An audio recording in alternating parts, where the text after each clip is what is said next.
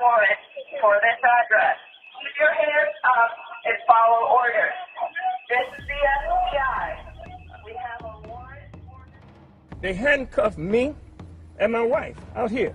They wanted me to sit on the curb while they were carrying this out, something that I refused to do. They wanted my wife to sit on the curb out here, that she refused to do.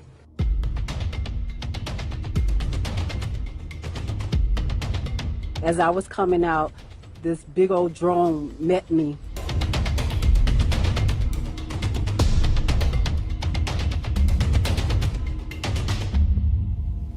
The only revolutionary organization that's done something here on the ground practically for African people is the one that's come under attack.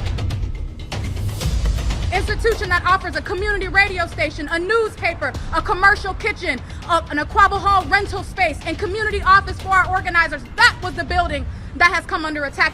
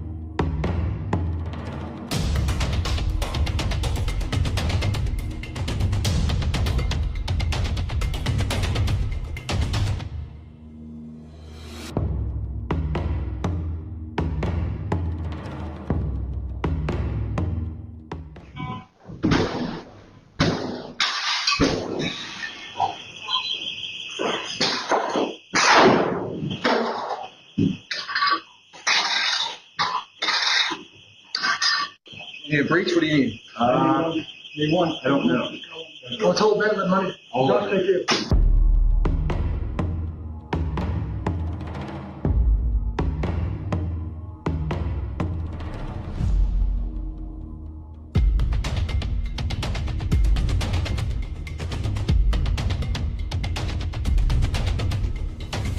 We will build a movement of white people that says hands off the Uhuru Movement. They see in the African People's Socialist Party a vanguard for the struggle for the liberation of our people. They see that because not just what we do here in the United States, but because we had the temerity to do like Garvey, to do like Malcolm X, and take the struggle of black people around the world.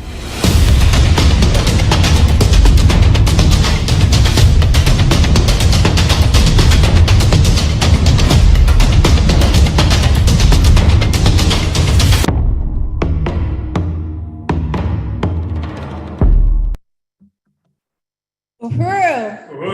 Uhuru. When I say hands off Uhuru, you say hands off Africa. Hands off Uhuru. Hands off Africa.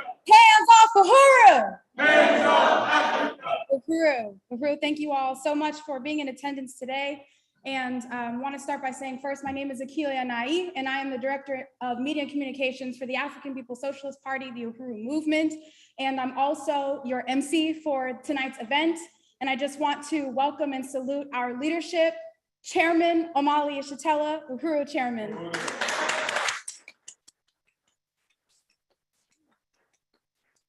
Also, just want to, a couple of house rules before we get started. So make sure your phones are on silent, no disruptions. We do have our security forces here because, as you can see, the FBI, the US government has initiated an attack on the Uhuru Movement. And so we know that that can consist of all kinds of various types of threats and attacks, you know, in different forms. So we have our security here. So we want you to be mindful of that. If you see anything, hear anything weird, please report that to our security forces in the room. Also, restrooms are through this door, through the hallway. You'll see some signs, observe those signs. Also, we have, we are live streaming to Facebook, YouTube, and we also have our Zoom online audience as well. So Uhuru comrades on Zoom, thank you all for tuning in and watching. So before we get into the meat of our program, we want to introduce all the way, as he says, from the great Big Apple, where we never got a bite, New York City Councilman Charles Barron. And I want to say a little bit about Charles Barron. This comrade has, been an extremely important force who has, really shown what it means to be a revolutionary in electoral politics, to not be some kind of belly crawling, sellout politician, but to actually genuinely represent the interests of the people in the electoral process. That is Charles Barron, also Inez Barron, his wife, and just profound leaders in New York and for the African community throughout the world. So we're going to hear from Charles Barron, as well as other elected officials and other forces, in our movement, who can talk about the incredible work that's happening throughout the world, the work that they are involved in as a part of this overall movement that African people have been involved in since we first met the colonizer 600 years ago and suffered the fate of slavery and colonialism. So we're going to hear first from Comrade Brother Charles Barron, all the way in New York. So Uhuru, welcome, Brother Charles, and I'm turning it over to you.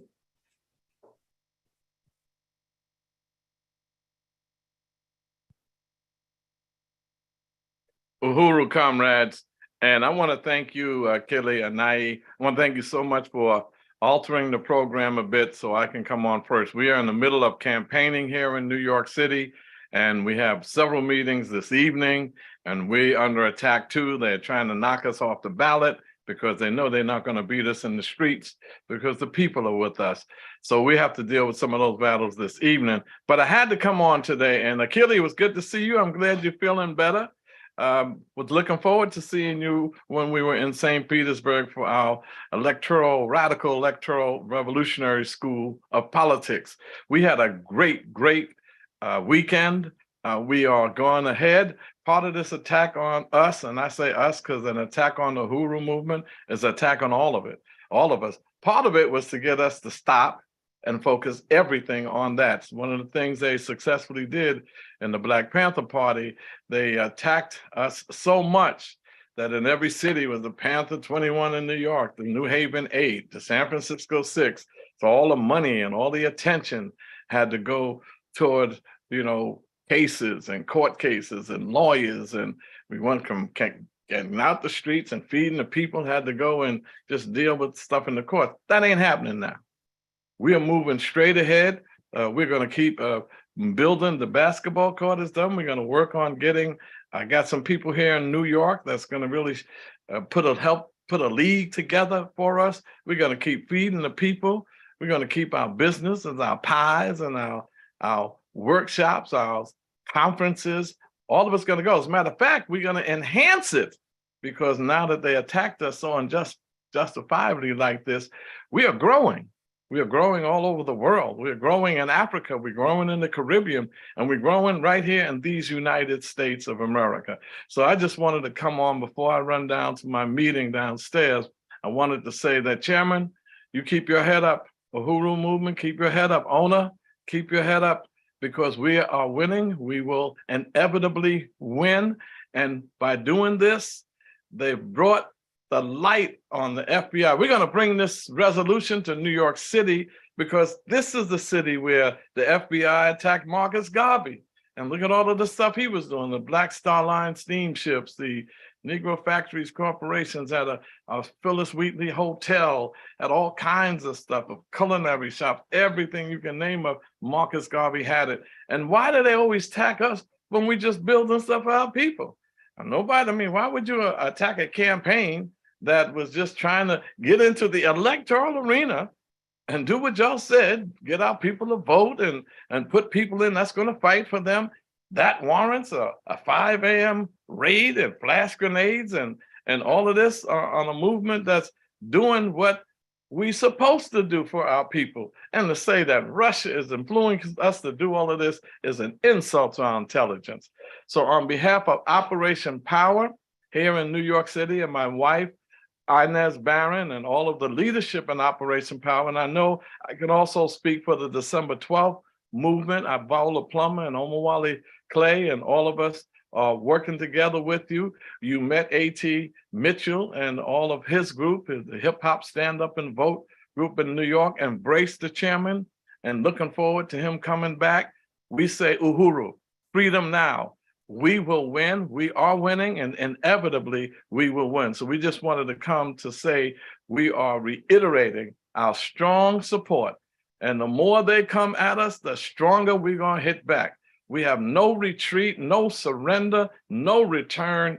It's only going to make us all stronger, because when they come for Uhuru in the morning, they're coming for you in the afternoon, and they're coming for me in the evening. An attack on Uhuru is an attack on all of us. So for all of you all over the world, where you may be, all over the country, where you may be, understand this movement is growing. Capitalism is wounded. It is fatally wounded, fatally flawed. There's no integrating into it. There's no reforming it. It must be radically dismantled and replaced with a socialist economy, and we won't stop until that happens. Uhuru, my brothers and sisters, and thank you once again for allowing me to come on early part of the program.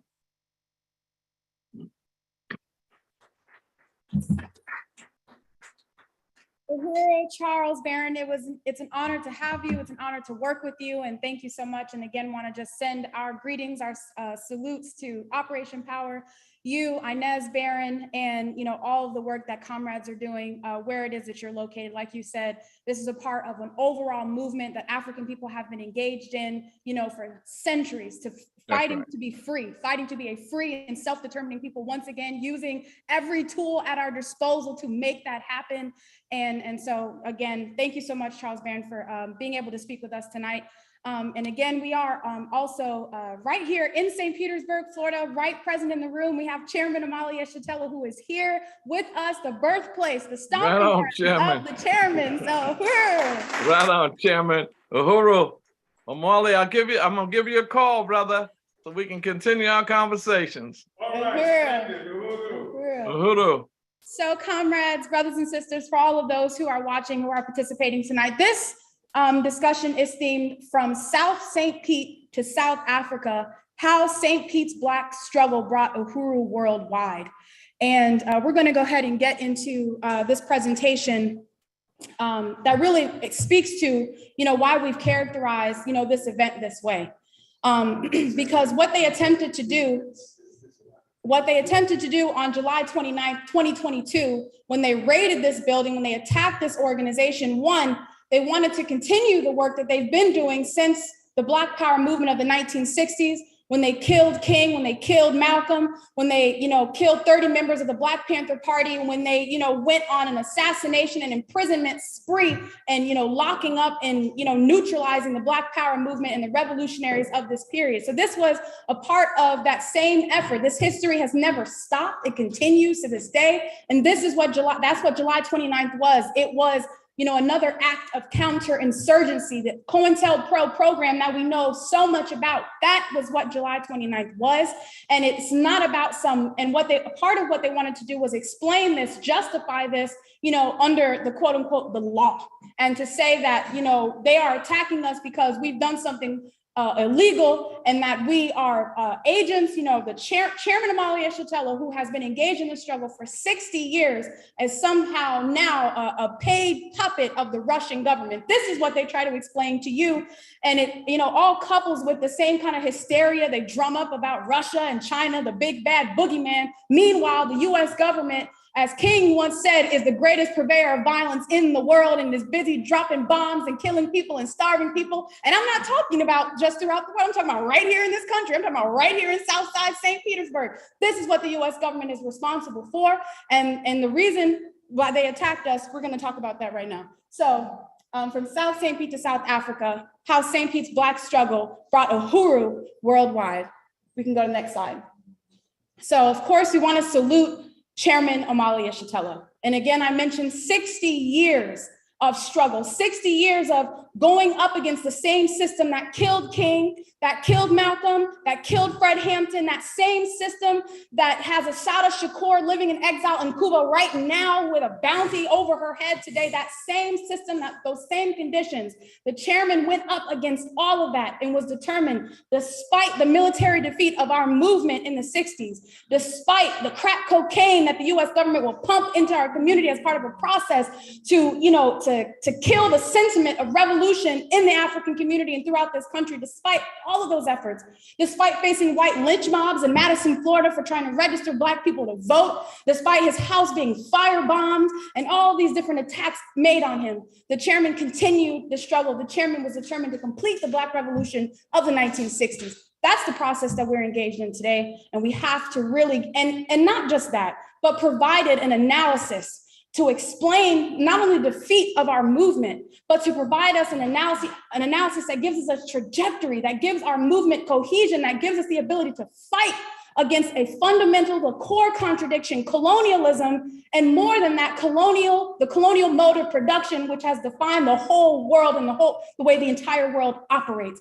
He has provided that analysis and has made it just plain and clear why the world is, exists the way it is today, why the conditions of Black people are the way they are, and why colonized people live the way they do, and why the environment is suffering today. The chairman helped provide an analysis that explains all of this. So again, we have to really recognize and salute the profound leadership, the leadership that has changed the world from Chairman Omali Yeshitela, Uhuru.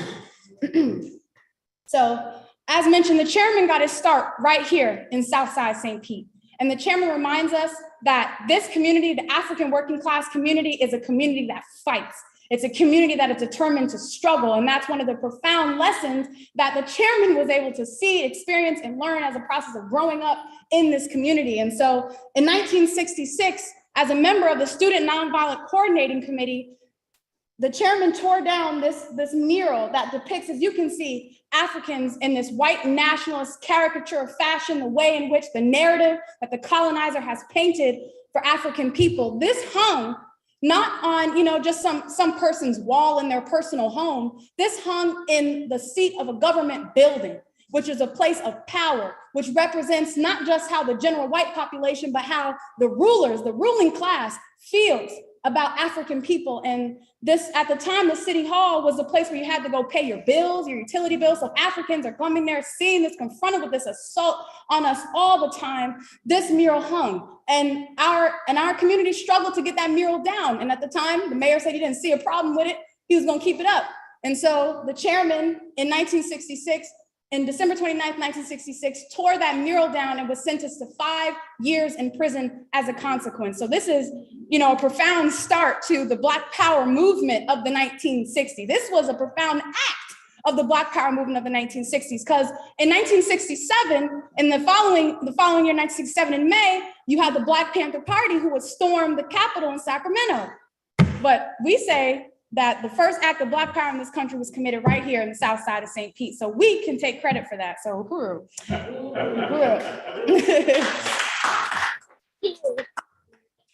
And this is the chairman, the pigs who are shaking, afraid to confront this. The chairman says, that at this point, they had heard the nonviolence, position. They had heard the, we shall overcome position, the civil rights position. The chairman said they hadn't met an African like that. This was a new type of African that they were dealing with. And so this is the chairman, dragging this mural down the streets of downtown St. Pete. Uhuru.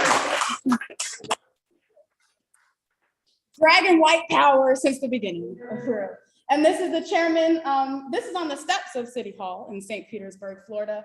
And, the chairman also organized an organization called the Junta of Militant Organizations, or JOMO. Who in here remembers JOMO? Uhuru.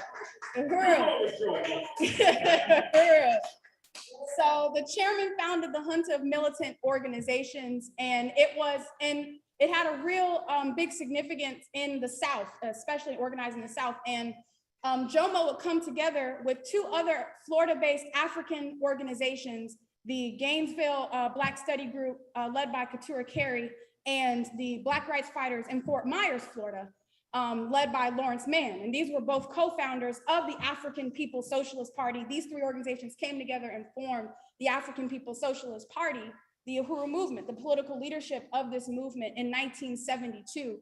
And Lawrence Mann was killed. The co-founder of the African Socialist Party, one of the co-founders, was killed, as a process of the counterinsurgency against our people and our movement. So again, these are just, some more images of, the kinds of actions and organizing that was happening right here in the city of St. Petersburg, Florida. So the grounds of African resistance and revolutionary fervor was being built, being cultivated here through this process. And this here is just a small clip of the 1968 sanitation workers strike, which was a huge huge struggle right here that the Uhuru Movement played. Yes. Played a really important role in providing leadership, the African working class providing the leadership over the sanitation worker strike, because they often have a place where they're trying to take this struggle, and it's always away from the primary objective of dealing with the core of our oppression. But, you know, we were able to be there, and the leadership the African working class provided. So let's just look at this small clip. It doesn't have any sound, but, oh, there we go. You see our chairman right there. Cool as a cucumber, right there. And this is the, you know, police occupation for African people struggling, you know, to have a meaningful way, and a meaningful way should be able to live, you know, under these conditions. And this is what we're met with, the police, the occupation. This is what our community is met with. We can go to the next slide. So, you know, we say the Battle of St. Pete. This was something that really culminated in 1996 after the police attacked this building, attacked this community, after they murdered 18-year-old Tyron Lewis in the streets. And after those two cops, James Knight and Sandra Minor, who were responsible for his death, were, you know, walked away with a not guilty verdict, which is typical. We see this all the time, where this system kills our people with impunity. It's a regular day to kill an African, leave them dead, you know, in the street. And so this sparked incredible resistance, incredible rebellion in this city. And it's something that, you know, if you've been here, if you're, you know, been here for decades, you know about this story. You were probably there. If you're in the African community, you were, you know, there, you witnessed this yourself, you know, the rebellions that emerged following the murder of Tyron Lewis, with the leadership of the African working class here to be able to define, you know, why Tyron Lewis has happened in our community. You know, we were able to get to the core of that. So incredible rebellion sparked, and yep. And so you can see, like, this resulted in real confrontation, you know, with the police. And this struggle was twofold. On October 24th, 1996, that's when they killed Tyron Lewis, right up on 16th Street. They killed Tyron Lewis, and that was the first wave. But it was November 13th, when we were having a meeting in the Uhuru House, our weekly community rallies, just like we're having right now. We're having this discussion to discuss the non-guilty verdict of the two cops that killed Tyron Lewis. This is what we were going to do. We want to discuss these non-guilty verdicts and, you know, say what the way forward is for our community, how we wanted to address these things. Well, what they did, the city of St. Pete, they blocked off this whole community. They made it impossible for you to get to the Uhuru House. There were people in this building, Chairman Omali Yeshitela, leaders of our movement, women, men, and babies in this building. And the city used every ounce of tear gas that they had, and they aimed it right at this building and blocked all the entrances, and then tried to use some of those same canisters to set the building on fire. They were trying to kill the people. They were trying to kill Chairman Omali Yeshitela in 1996. But what made the difference was this community would fight. This community would fight. And they came out and drove. You got your masks on and you look like ghost faces, because that's who was out in our community in 1996, defending this movement, defending Chairman Omali Yeshitela and this community. Came out, pushed 300, police officers from different types of institutions, that had been used to descend on this community. The people pushed them back. We shot down a police helicopter.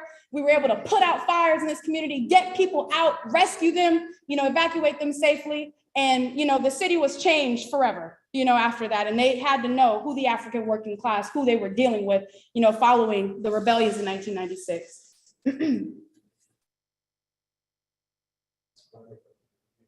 And, this type of terror and violence and the oppression that we experience, it happens when you talk about looking at, dealing with, issues throughout the world. You don't have to look far. You can deal with the issues right there in your community, the things that are happening to Black people on a daily basis, and deal with these contradictions that are part of the contradictions that the U.S. government is creating throughout the world by bombing and starving people, but they're doing it right here in this city. And so the Uhuru Movement, has always, come out in fierce defense of African people killed by the police. And this is just an example. This was justice for Javon Dawson, but there was Marquel McCullough, there was Jarrell Walker, and countless others. There was in 2016, the 3 drowned Black girls who were killed by the Pinellas County Sheriff's Department, the African People's Socialist Party, even when the Tampa Bay Times slandered our community, slandered the parents, said we're bad parents, they slandered the kids and post the rap sheets. It was the Uhuru Movement that's always come out and defended the African community and has been made clear who the police are in our community. So I'm just gonna go through these next couple slides. This in 2011 was how the police responded to the murder of a cop in 2011. And they descended on this community. And some white people, they'll say they didn't even know this happened. They say they deny it was real at all because it didn't happen to them and it never happens in the colonizer community. But this happens in the African community where you have tanks, FBI, all kinds of military forces coming into your community. And at the time, they didn't even know who they were looking for. They didn't know who their suspect was. They didn't know who they were targeting, but they came and they terrorized the African community, locked it down under siege in 2011. So this so-called progressive city where the sun shines on all and everybody can work, live, and play, it's 2 St. Pete's, it's 2 realities, it's 2 Americas. And this is, very, very clear. If you cross Central Avenue, you can see that yourself. So the Uhuru Movement, has never begged, never belly crawled, never pleaded with the oppressors to stop, to try to free African people. We knew that was not going to happen. We know the government, the same government that oppresses us, the same government that requires our oppression and exploitation to maintain, itself. We know that same system can't give you freedom. That government can't give you freedom, won't give you freedom. In fact, they'll make your freedom illegal, as we've, been able to, see up to now. So the Uhuru Movement believes in self-determination.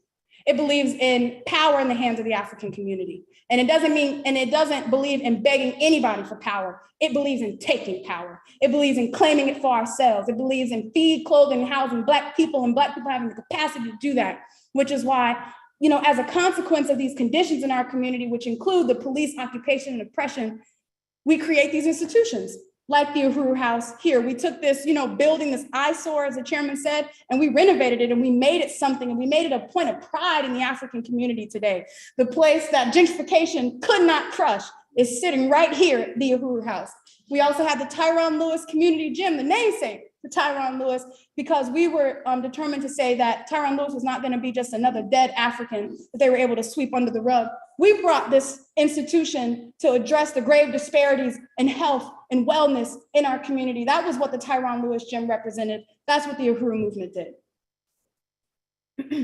We also have, a part of our institutions, these incredible programs of this movement right here in St. Pete, Uhuru Foods and Pies.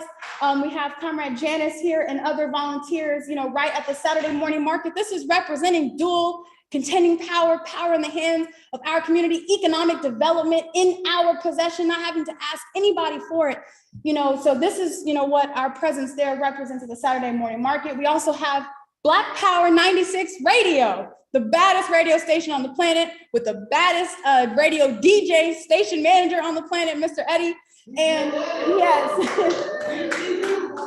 and we have this institution here as a part of, because again, they can't tell our stories. They want, they have a narrative that they have a responsibility to continue putting out, perpetuating about who we are and why, these conditions that we live under are justified. That's what their institutions are going to say all the time. So we don't beg anybody for representation, to please tell our stories correctly. We do it ourselves by getting our own radio station that can intervene on the airwaves and put out what I'm saying right now and put out the speeches of Chairman Omali Yeshitela. Ron DeSantis, wants to ban African history and things like that from the curriculum. We teach African history right on the airwaves of Black Power 96 Radio. That's ours. That's yours. And this is what, the FBI is working to attack. That's why when they came and attacked this building on the 29th, one of the first things they did was cut off our lines of communication, right here. But this is all in St. Pete, all in St. Pete. I'm just getting started. So. And then we have, electoral politics, because as I mentioned, we have taken this struggle and taken up any space available to us. And they like to say that Black people fought and died in this country for the right to vote. Black people fought and died, for the right to be free. and self-determining. And at one point in time, it was believed that the electoral process might be able to be a vehicle to make that happen. And Africans are not under any illusion or any, anymore in terms of what the electoral process is. But we had a responsibility to intervene in that process, because up until then, you saw these sellout politicians who were supposed to represent Black people, who ended up getting some jobs and then ended up working for white power, ended up working for the colonizer. So we had to intervene and say, we calling these politicians out. At the same time, we're putting forward, these programs, these platforms that cannot be ignored, to a base of people, that are going to be able to hear what we have to say. So the chairman ran in 2000, wasn't the first time he ran for mayor, but he ran in 2001. I'm highlighting this one in particular because he ran against, I believe it was Rick Baker at the time in 2001. And the chairman won every Black and mixed precinct in this city. Black people had effectively elected Chairman Omali Yeshitela as the mayor of Black St. Pete. That's, what we had in 2001. And in 2017, we ran a campaign. I ran for office. Comrade Jesse Neville, the Uhuru Solidarity Movement, a white man. We ran for office in tandem, and we put on the ballot for the first time in history in this country, reparations to African people. That was the first time people could go and vote for reparations to African people. And it gave people something to vote for. They didn't have to choose between the lesser of two evils. They could choose the good. They had finally good on the ballot to choose from when we ran for office. And part of why we're being attacked by the US government is because we participate in the electoral process. So this whole thing that Black people have the right to vote, the right to use the electoral process is bullcrap, because when we try to do it, when we try to forward our own objectives and we don't want to say what the status quo requires you to say, then they say, well, we've done something illegal and you must work for Russians and you must be trying to, work for, Russian interference, et cetera, when you try to run for office. So this is part of, the attack that's being made on us, but it's the struggle that we've been making since the beginning, since the chairman tore the mural down in 1966, is to be free, to be self-determining. So that's what our working electoral process has been. And this is just some more images of that. That's Comrade Jesse Neville. And we call him Big Rick and Little Rick, both Rick Kreisman, Rick Baker, who were former mayors of this city, who both, work, they were, running against each other, but they all work together to do the same thing, which is to bleed this community dry, gentrify this community. Kreisman was supposed to be the progressive mayor. He was one of the biggest Trojan horses for gentrification you ever saw. And all of this stuff that's happening right now, that the current, sellout mayor is, continuing the legacy of Kreisman and Baker and all these forces. And of course we have there, and Sheila, I don't know if you see GBT babies right there in the front from the 2019 elections. Yes, Uhuru. All right, next slide. So Uhuru goes worldwide. So I wanted to just kind of paint the picture here of this really important history right here, Black power in the city of St. Pete, 1, and 2, some of the work that we've been engaged in right here. But the struggles that we were involved in, the lessons that we learned right here in the city of St. Pete, these are things that the chairman brought to the rest of the world. He took this and literally, as chairman said, St. Pete brought me there. When if you see the chairman out here and in what you'll see on the screen soon, St. Pete brought him there, brought him out into the world to do this, to build the same things that he was working to build here, to bring it out, extend it out into the rest of the world. So from South Africa to South St. Petersburg, Black people will be free. And this is just some evidence of the chairman all around the world, bringing the struggle of African people to the world and uniting with the struggles of oppressed and colonized people who suffer from the same kinds of conditions, oppression, exploitation, and domination, by the colonial powers of the world. The chairman, united with those struggles, stood in solidarity, and not just, behind some kind of newspaper article or something to that effect, but literally went into these places to bring the struggle of African and colonized people throughout the world. And so you just have some, some of this, some of that here. And, this is more evidence. I guess I should describe, some of what we're seeing here. But we have right here, the chairman is with Winnie Mandela, from occupied Tanzania. And then we also have, I believe these are Iranian comrades. So the chairman is standing with here. I mean, led really important struggles in defense, of the Iranians, as the US and colonial powers, dominating and exploiting the Middle East. the African People's Socialist Party is, stood in firm solidarity, against those struggles. So we'll continue. South Africa. South Africa, sorry, yes. Occupied Tanzania, or it's called South Africa. We know it as South Africa. And this is also chairman with Huey P. Newton in Oakland, California. Oakland, California was really important place in the Black Power movement of the 1960s, one of the strongholds of the Black Panther Party. And, the Uhuru Movement went, with the defeat of the Black Revolution, the chairman of the party went to Oakland, California to revive the Black Power movement there.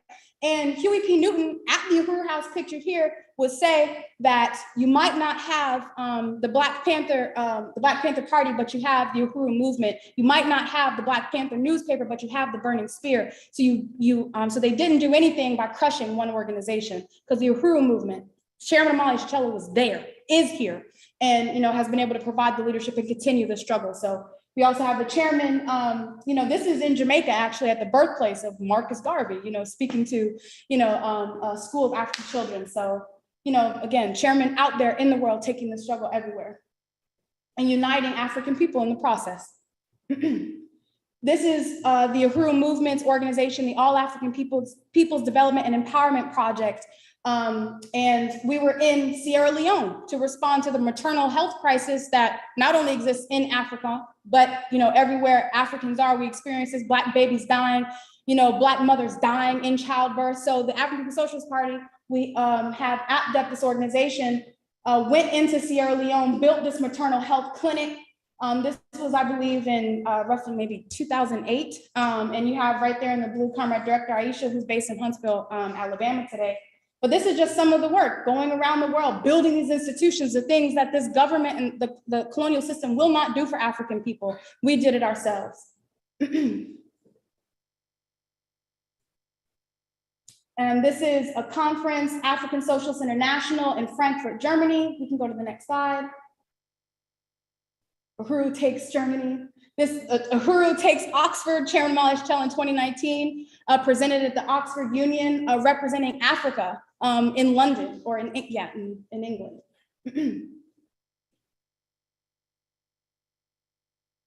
This is the chairman in South Africa, what we call Occupied Tanzania. We have Comrade Tafari Mugari, who's standing there hand in hand with the chairman. He is the director of organization in Occupied Tanzania in South Africa, but he's also the director of organization for the whole entire Africa region. So he's taken the lessons, the trainings, and the work of this party, the history of this party, and he's bringing it and spreading it throughout Africa and building the party, building the Uhuru Movement in Africa, and especially we have really strongholds in West Africa and in South Africa, but we're everywhere, and continues to spread. And this is Comrade Eshi Lawezi, who was born in Congo. I'm sorry, go back. Can you go back? All right, never mind. Well, but those are some of the, okay, there we go. So Comrade Lawezi was born in Congo. He's based in London. He was exiled. Lives in London, and he's the director of our international affairs, our international work. So, and this is Comrade Deputy Chair Onezine Yeshitela, who's also born and raised right here in the city of St. Pete. And I'll talk a little bit more about Deputy Chair Onezine Yeshitela in a minute, because again, South St. Pete has a lot to be proud for, and you'll be able to see it in just a moment. Next slide, please. All right, so, and we don't just build programs, we build actual organization on the ground. This is from African Liberation Day last year in Sierra Leone. This is Sierra Leone, West Africa. African Liberation Day. We held African Liberation Day in 8 different locations throughout the world last year. And this is also in South Africa, right there on the left. And so I'm just gonna show this video. It's about 5 minutes or so. And so you can see, some of the work that's going on in Occupied Tanzania in South Africa. This brother, Zakele, he is the president of the International People's Democratic Uhuru Movement in South Africa. And he's engaged in training young African babies, how to farm, how to, grow, food, fruits and vegetables and things like that, for our community. And And, just to say that Africa, it's portrayed as, this, poor continent, backwards continent. This is the position of the colonizers. So it's always been said. But the chairman has stated a long time ago that Africa is not poor. It is being looted. Africa is the richest continent on the planet Earth in natural resources alone. And the fact is that Africa is being robbed, deprived of its resources, including African people ourselves, to be able to develop our Africa. And so the kinds of conditions, that we experience living in Africa on the richest continent on the planet, it is absurd that we have to live in these kinds of conditions. But our comrades continue to struggle, and organize and win and build right in the townships and the poor peasantry and the working class. So we're gonna watch this video. Uhuru. Yeah, Njano comrade, I would like to welcome you to Malcolm X Children's Garden. So I have the children here who are going to speak about what is happening here. So I'll start with you, Iron Man. So Iron Man, what's the more?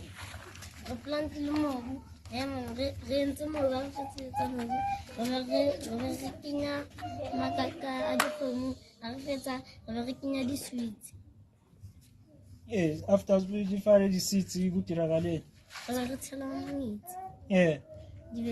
7 days. Yeah, after 7 days, it's not how many days, much. Oh, it's not 19 days, much. Yeah. So, brother Neo, name. Oh, Neo, Glanzalu Nemo, what happened here?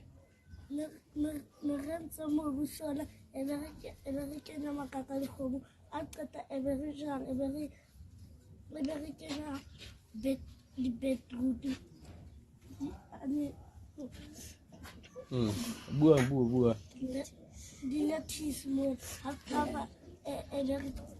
The beetroot, a very salad made. How tough it? A very kennedy, a lot tougher, a very hulanya, a tata, a very hula 7 days. Uhuru. Nema, what would you recommend? Send them all. That's a lamagaga. Nothing is sweet. That's a lamagaga. Yeah. Yeah. So, 7 days into the wood. So once Chela would see King Mo. Sonzela Mo. Sonzela Chela would see King Mo. Yeah. Spinach. Yeah. They're not king. They're not king. Become the fella Sonzela. Yeah. They are not king. Lettuce. Yeah. Lelo. Who's Lelo? Ngena Lelo. Utira Lelo Mole.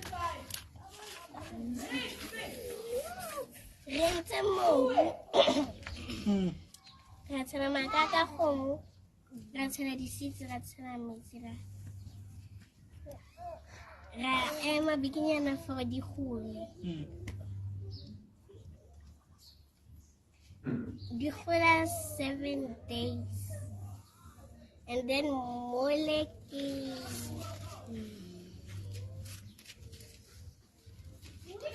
Spanish.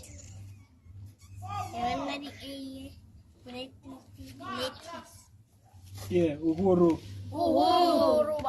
So this is the children, the Malcolm X Children's Garden that we are developing. Malcolm Rate is we're gonna move those plants to all these beds that are here, that are created by the children. So we are still preparing our plants so to be ready. So very soon we'll be sharing you how it's developing, so we can be able to teach our children to know how to feed ourselves and know how to grow food for the African nation. So even though it's very difficult to plant here because of this colonialism, we are in Kokosi, they throw us in this barren land which has a lot of rocks. So that's why white people are still controlling more than 87% of the land. So, but we are preparing to take our land back. So this is our preparation. The future looks good, my comrade. So Iron Man would like to lead us in terms of the African slogans. So we can close it. It's not even Africa. It's the slogans. A chance. One Africa. One Africa. One nation. One nation. One Africa. Israel too. Africa. Africa. Israel too. Black power. Black women. Black women. Black women. Black power. Uhuru. Uhuru. Showing hands off. Hands of Africa. Hands of Uhuru. Hands of Uhuru. Hands of Africa. Hands of Uhuru. Touch one. Touch on. Touch one. Touch on. So yeah, that's right. That is it. The Malcolm X Children's Guardian, my comrade here in Kokosi branch. Uhuru. So salute to the young comrades, Uhuru. Uhuru. Real. You can go to the next slide. All right, so continuing this type of work. So Black Power Blueprint, this is really something that is concentrated right now in St. Louis, Missouri, but the Black Power Blueprint is all around you.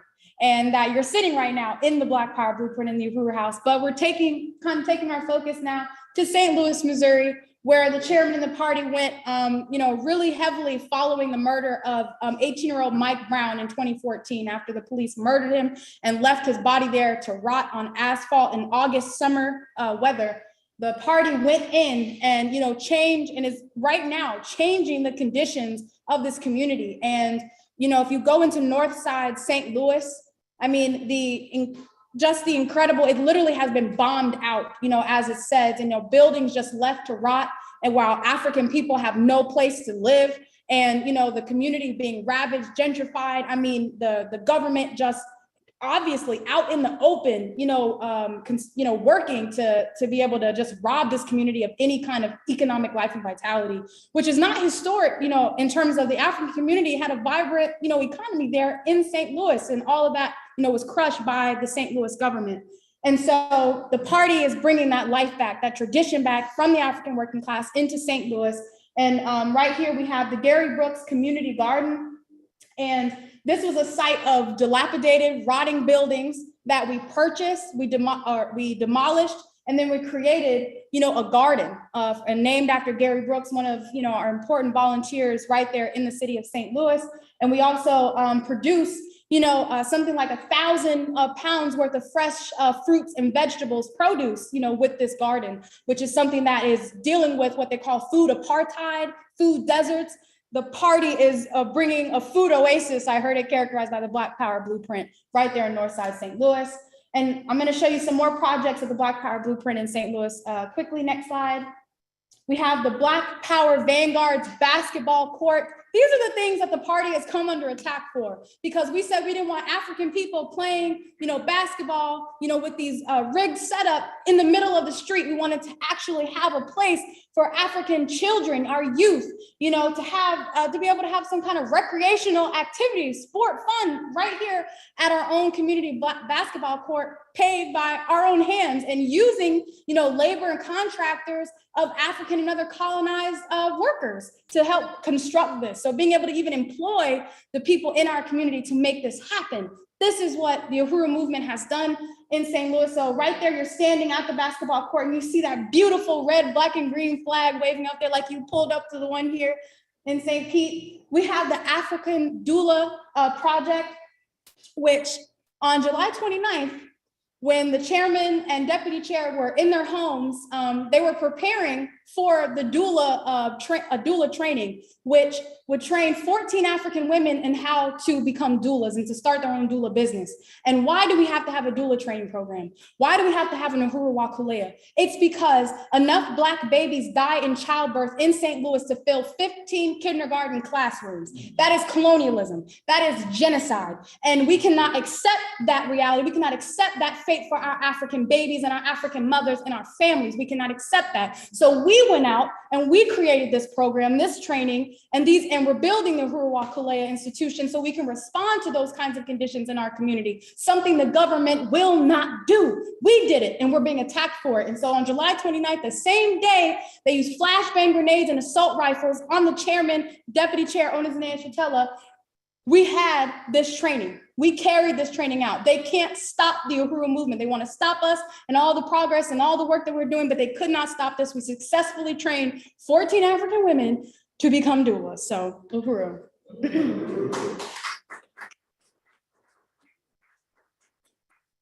And again, something the Black Power Blueprint is always in the process of doing is buying these buildings that have been there left to rot, that the city, government owns and just let sit there. And so we purchase these buildings and either we demolish them or we renovate them. And this right here is a fourplex apartment, which is going to house African brothers and sisters who are leaving these colonial concentration camps they call prisons.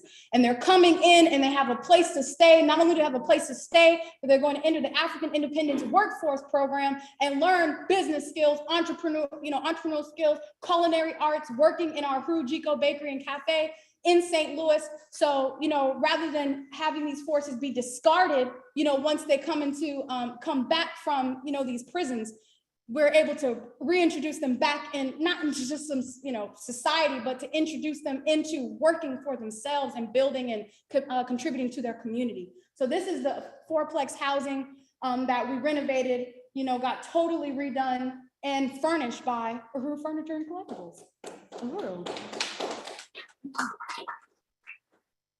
And speaking of which, so I'm gonna move from St. Louis. There's so much more to say, but I'm moving, I'm traveling around the world with you. So we're in Philadelphia at this point, and we have the Uhuru Health Festival, the flea market, and One Africa, One Nation flea markets, which is something we've been doing for, I believe, like 20 years now. We've been organizing, Africans in the community, vendors. I mean, we have hundreds of vendors that come out and participate in this market and are able to make a living based on these festivals that we conduct. So we have this in Philly. This is our Uhuru Furniture and Collectibles store, these economic development institutions in our own hands. So this is just some of the stuff we got going on in Philly. We're going, I believe, back to Cali on this next slide, if we can go forward. There we go. We're in Oakland, California with Uhuru Furniture and Collectibles, and also Uhuru Pies. So not just in St. Pete, also in Oakland, we have Comrade and Western Regional Rep Bakri Olatunji posing right there with Steph Curry, basketball player, NBA basketball player, who 1 year his foundation, partnered with Uhuru Pies to bring pies, to this like holiday giveaway type of thing. So yeah, Uhuru Pies is going worldwide. Uhuru. This is Oakland. We go next. So now we have the US government attacks. So we're going to talk about that a little bit more, just to really paint the picture of how determined this government is, and also to really highlight how freedom for Black people is illegal. Because again, African people, what we've been engaged in is working to improve the conditions, transform our conditions, these things that have been imposed on us by this government, by this social system. African people, the only thing we've been fighting for since we were captured and enslaved, by the colonizers who left Europe, the only thing we've been fighting for is to be free once again, to capture our resources once again, to have our Africa and to live like dignified people once again, to be able to work for ourselves, because we produce a whole world for somebody else, and we continue to produce life for somebody else except for ourselves. All we want to do is be able to be free and to be able to reproduce and produce life for our people, our community, to have our Africa and our resources. That's what we want. And that's a just thing. Any freedom-loving person can understand wanting to be free, having to be free. It's freedom is a necessity to live any kind of meaningful life. So this is what we've struggled to be able to do. And so as a consequence, the FBI attacked us on July 29th. They've identified 4 people they're calling unindicted co-conspirators. Leave it to them, soon to be indicted. And at the height and at the primary target of this, of course, is Chairman Omali Yeshitela, who at 81 years of life, they're trying to lock away, which essentially would be a life sentence, which means that they're trying to execute a public lynching of Chairman Omali Yeshitela. That's what they're trying to do. That's effectively a death sentence at this point, throwing him in prison at this time after all the work he's doing. And they're saying they have these bogus allegations that were puppets of the Russian government. But all the stuff that I talked about, those were programs and projects that people like you have come out and supported over the decades, that you've contributed to, that you've poured, your own dollars into, that white people throughout this country who pay reparations into these projects have funded to be able to make this stuff happen. So they say that this is all some Russian plot. And, again, Charles Barron, New York City councilman, said that it's offensive, it's insulting to the intelligence, and, and just to the whole being and knowing who African people are and what we've given to this world. So as a part of these attacks, in 2015, the CIA, which is a state institution of the US government, added Chairman Omali Yeshitela's name to a Ukraine hit list. This is 2015. This was before any declared war between Russia and Ukraine, which means in 2015, the CIA added the chairman's name to a list that, if you read here, has resulted in, the actual assassinations of people. People have had to go into exile and into hiding to be able to avoid death because they were published, on this. And they say in 2016, it published the personal data of 4,508 journalists and other media members from all over the world who had worked or received accreditation to work in the Eastern Donbass region.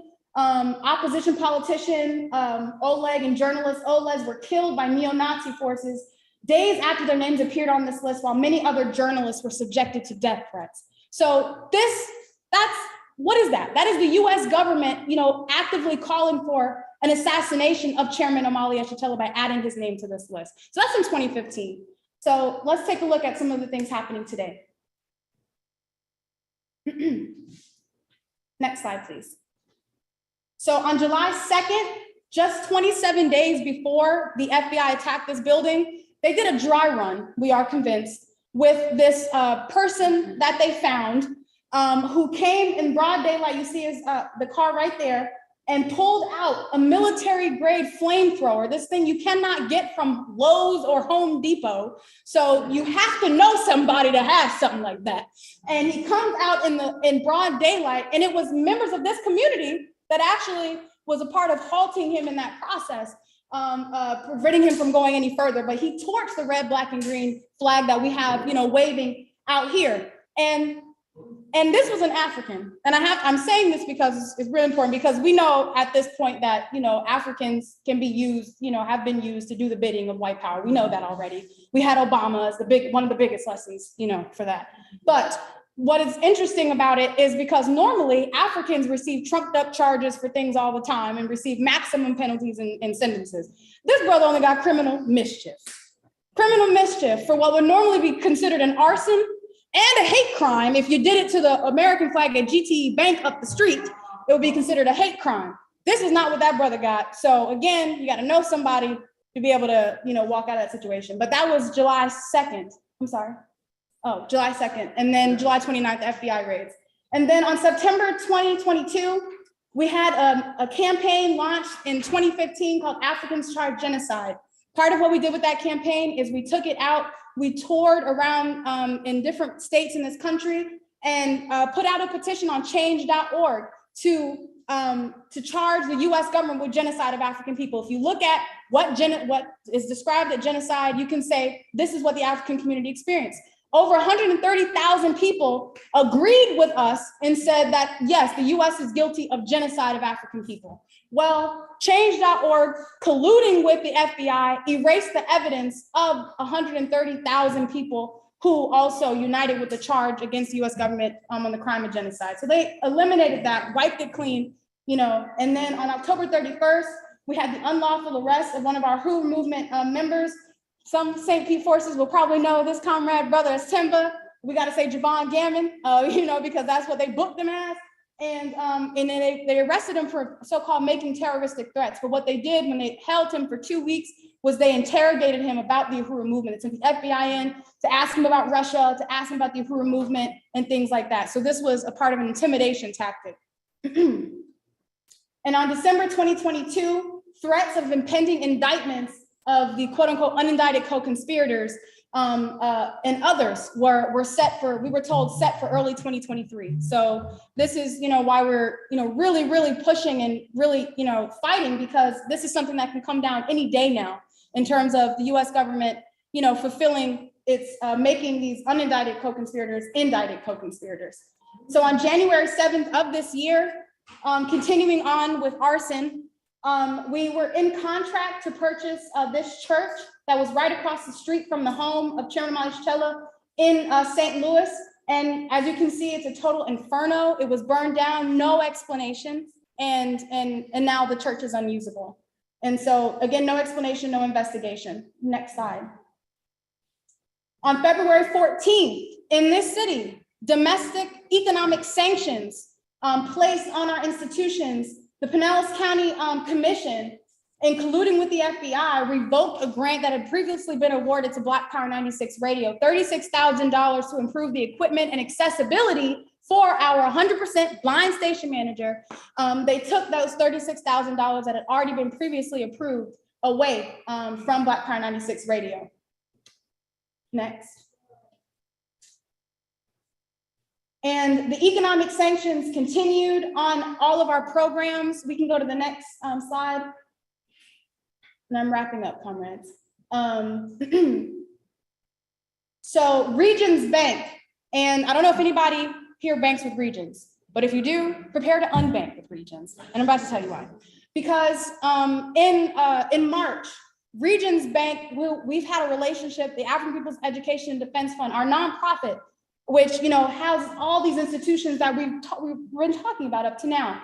We had a relationship with them for 20 years, stellar line of credit, never missed a payment. And so you can't say anything about that. And they sent a random email, unprofessional, to Omali Yeshitela, and saying that they were going to terminate that term. They just want to terminate our relationship with no explanation, citing that they can do this at any time, whenever they feel like it. And if we go to the next slide, part of what this has meant in terms of shutting down this relationship, next slide, has meant that they're calling a loan that we've had with them, that we've been paying, on time, a $70,000 balance on a loan that we have for one of our institutions in St. Louis. And they've demanded all that money back. Just come up with the money, $70,000, or we risk losing this institution in St. Louis. So they called for it by this month. So these are economic sanctions, and we have to understand the US government does this to Cuba, they do this to Venezuela, they do this to other countries around the world, and they're doing it right here to the Black community. They are trying to starve our economic programs, our institutions, these things that we've had to build from the ground up ourselves to be able to respond to the conditions of our people. So Regions Bank is, a part of it. Make no mistake about it. They are colluding with the FBI and attacking this movement, attacking our community. 1, 2, Regions Bank, currently funds private prisons, which we know in the process they, are locking Black people up, and we experience these heinous conditions living in these prisons. So this is what Regions Bank is. So they attack our community on the one hand, directly with this, and then in the other by funding these private prisons that are built on being able to, stuff as many Black people inside of them. So we're saying boycott Regions Bank, withdraw your money, and and crash Regions Bank. We saw Silicon Valley Bank literally running for the hills. Let's put a run on Regions Bank. So we're going to talk about that late at the end of the program, how you can be a part of that campaign. But just wanted to take this moment to salute Deputy Chair Omali Yeshitela. I mentioned she was born and raised right here in the city of St. Pete, African working class woman who you might have even seen some institutions that she had, prior to her becoming a leader in the Uhuru Movement, a yogurt shop, and then she had a clothing boutique. I mean, this woman, is incredibly dynamic, and she brought all of those skills, all of her talents and the genes of the African working class to this movement, and is, the person who is carrying out the vision of Chairman Omali Yeshitela through all these economic programs, institutions. All these institutions I talked about today, Deputy Chair Omali Yeshitela has something to do with it. So I just really want to salute Deputy Chair Omali Yeshitela.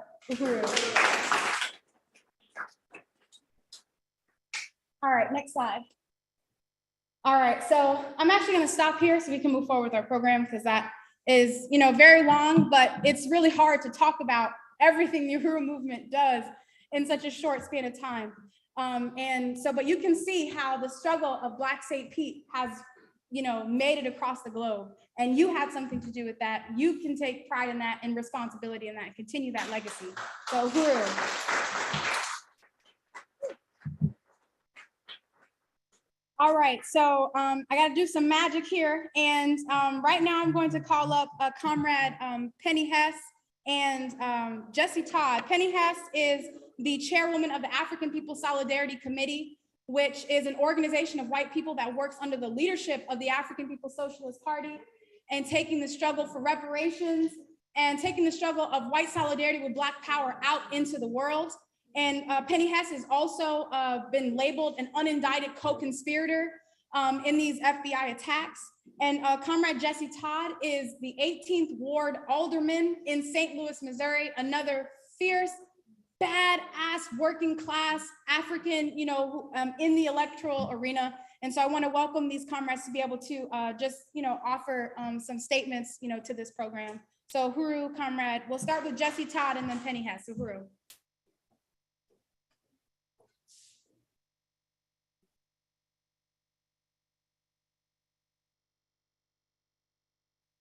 Uhuru, comrades, Uhuru to the leadership, to the membership, listening audience, and the viewing audience.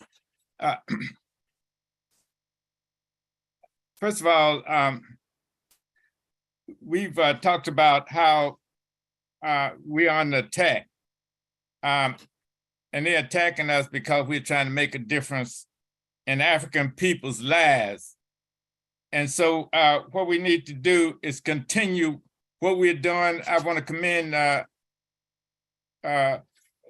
Comrade Achille for the pictures they showed of the chairman and of the other pictures, because whatever kind of work we do, we always need to have pictures, because the enemy, whether it be law enforcement and other petty bourgeoisies and bourgeoisies, always want to try to discredit us. We need to make sure that we must be willing to use all the resources that we have so that we can become independent, and we must work with people who believe, as we do, in the independence of Africa. The best example is the various solidarity committees. That's how we continue to gain Black power in spite of the fact that we are under attack.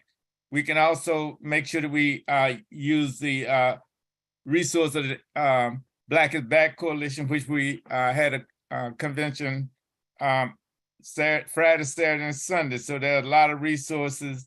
We can learn a lot from, we saw earlier, Byron, Inez, and Achille.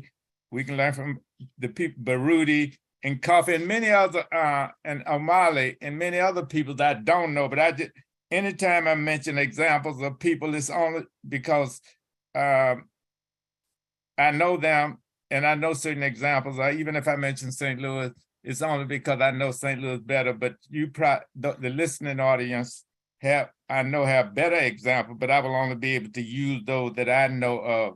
And we must also, as Achilles said, we must use the political arena for many reasons. One is that's where our tax dollars, they make a decision where our tax dollars are spent, the rules that we have to live by. Plus, we can use it. We must use it to educate people, as well as use it as a resource to get the different resources that are available for our peoples who are working in various organizations, as well as our constituency.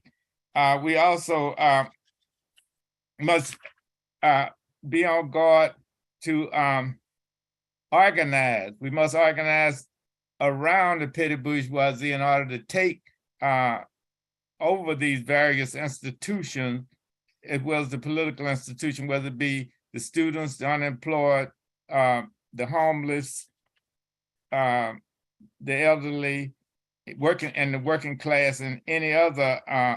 And we must be able to also tell them why they need to register to vote, tell them why the seniors, we must be at those senior centers, getting absentee ballots, letting them making sure that we can get in and making sure they understand the need to not only vote for us, but what benefits come from voting, because we had a couple of comrades who people who we were working with actually lost the election because the opposition went in and got absentee ballots at a ratio of, for everyone, for the person we were supporting, 1 to 4. That was the ratio, and that has happened many times in my working in this political arena.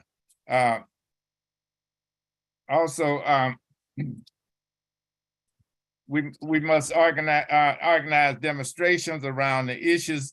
For example, we're doing it now. For example, that Regions Bank is a good example of, and we must expand that to any situation that exists in any any organization, individuals who have like minds of the Black is Back Coalition, the African People's Socialist Party, the Universal African People's Organization, any of the organizations in the Black is Back group. Because what happens is, the reason we need these pictures, because the people who have been in the arena doing politics in this electoral arena for years, although they run the community down, what they always ask another person is, what have you ever done? Even though you may have done a lot of things, you need to have pictures, you need to have, whenever you are canvassing, voting, registering people to vote, or whenever you're in the community, you should have pictures of yourself and of what you're doing. And also you need to have a plan. I have what's called a TIDE plan. I won't go through the whole plan, which is job for everybody who want a job, drug treatment, housing for everyone, as well as parks in the community should have supervision and activities. As Achilles said earlier, we did open up basketball courts and that's important because many of our people have underlying conditions that is causing death, and we died a disproportionate rate because of lack of health insurance, as well as because we're a contained community and our tax dollars are being used actually against us in St. Louis, because more than almost half of the budget is being used for so-called public safety. And also we can use Kwanzaa, for example, the best example, just one part of it, which is I guess it's a JAMA, which is cooperative economics. We can pool our money in many different ways, whether it's in a family, individuals, in businesses, and many other ways that you can think of. But we must work cooperative, and we also can use the African People's Social Party and the International People's Democratic Uhuru Movement. And I'm sure many other people listening may have a pledge. Use your pledge, and I would just go through some examples of the African People's Social Party pledge, and the impediment pledge is to not to use. I'm just not saying word for word, but just but it tells us to not to use drugs, and because first of all, it messes up our body, as well as there's a health issue that we don't hurt African men and women and children. We share our knowledge with every man, with each other, and also we so those are some of the and learn as much as we possibly can in all situations. Like Malcolm, it was a good example. He was restricted into jail where he had to use a dictionary and copy the words. But he wanted to learn. So we don't have to do that. So we should take advantage of every opportunity to not only learn things, but apply and use it, bring those skills back to the community, as well as share it with wherever we are. And so also what should be, we have the Dred Scott City of Refuge resolution for the city of St. Louis.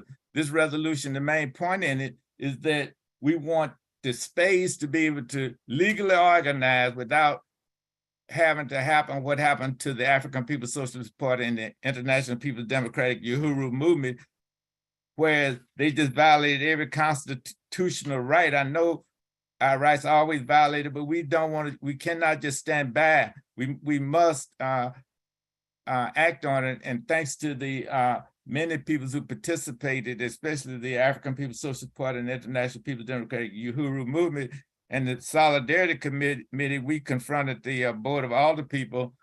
And but they, even though they didn't support it, we did win, and that we got publicity, and we didn't just stand by and let them do it, because whether we win a complete victory or not, we must always expose them, because when you turn their roaches are like roaches, when you turn the lights on them, they scatter. So as long as we keep the lights on them, because their main objective is to first demonize us, then isolate, and then assassinate or lock us up whenever possible. So it's important that we always expose them. And we must never leave any institutions. We must be part of all institutions, whether it's religious. You don't have to, some people don't believe in religion, but those of us who do, you can join a church or run a church or whatever you want to do, whether it be a church, mosque, or whatever, because Malcolm was a Muslim.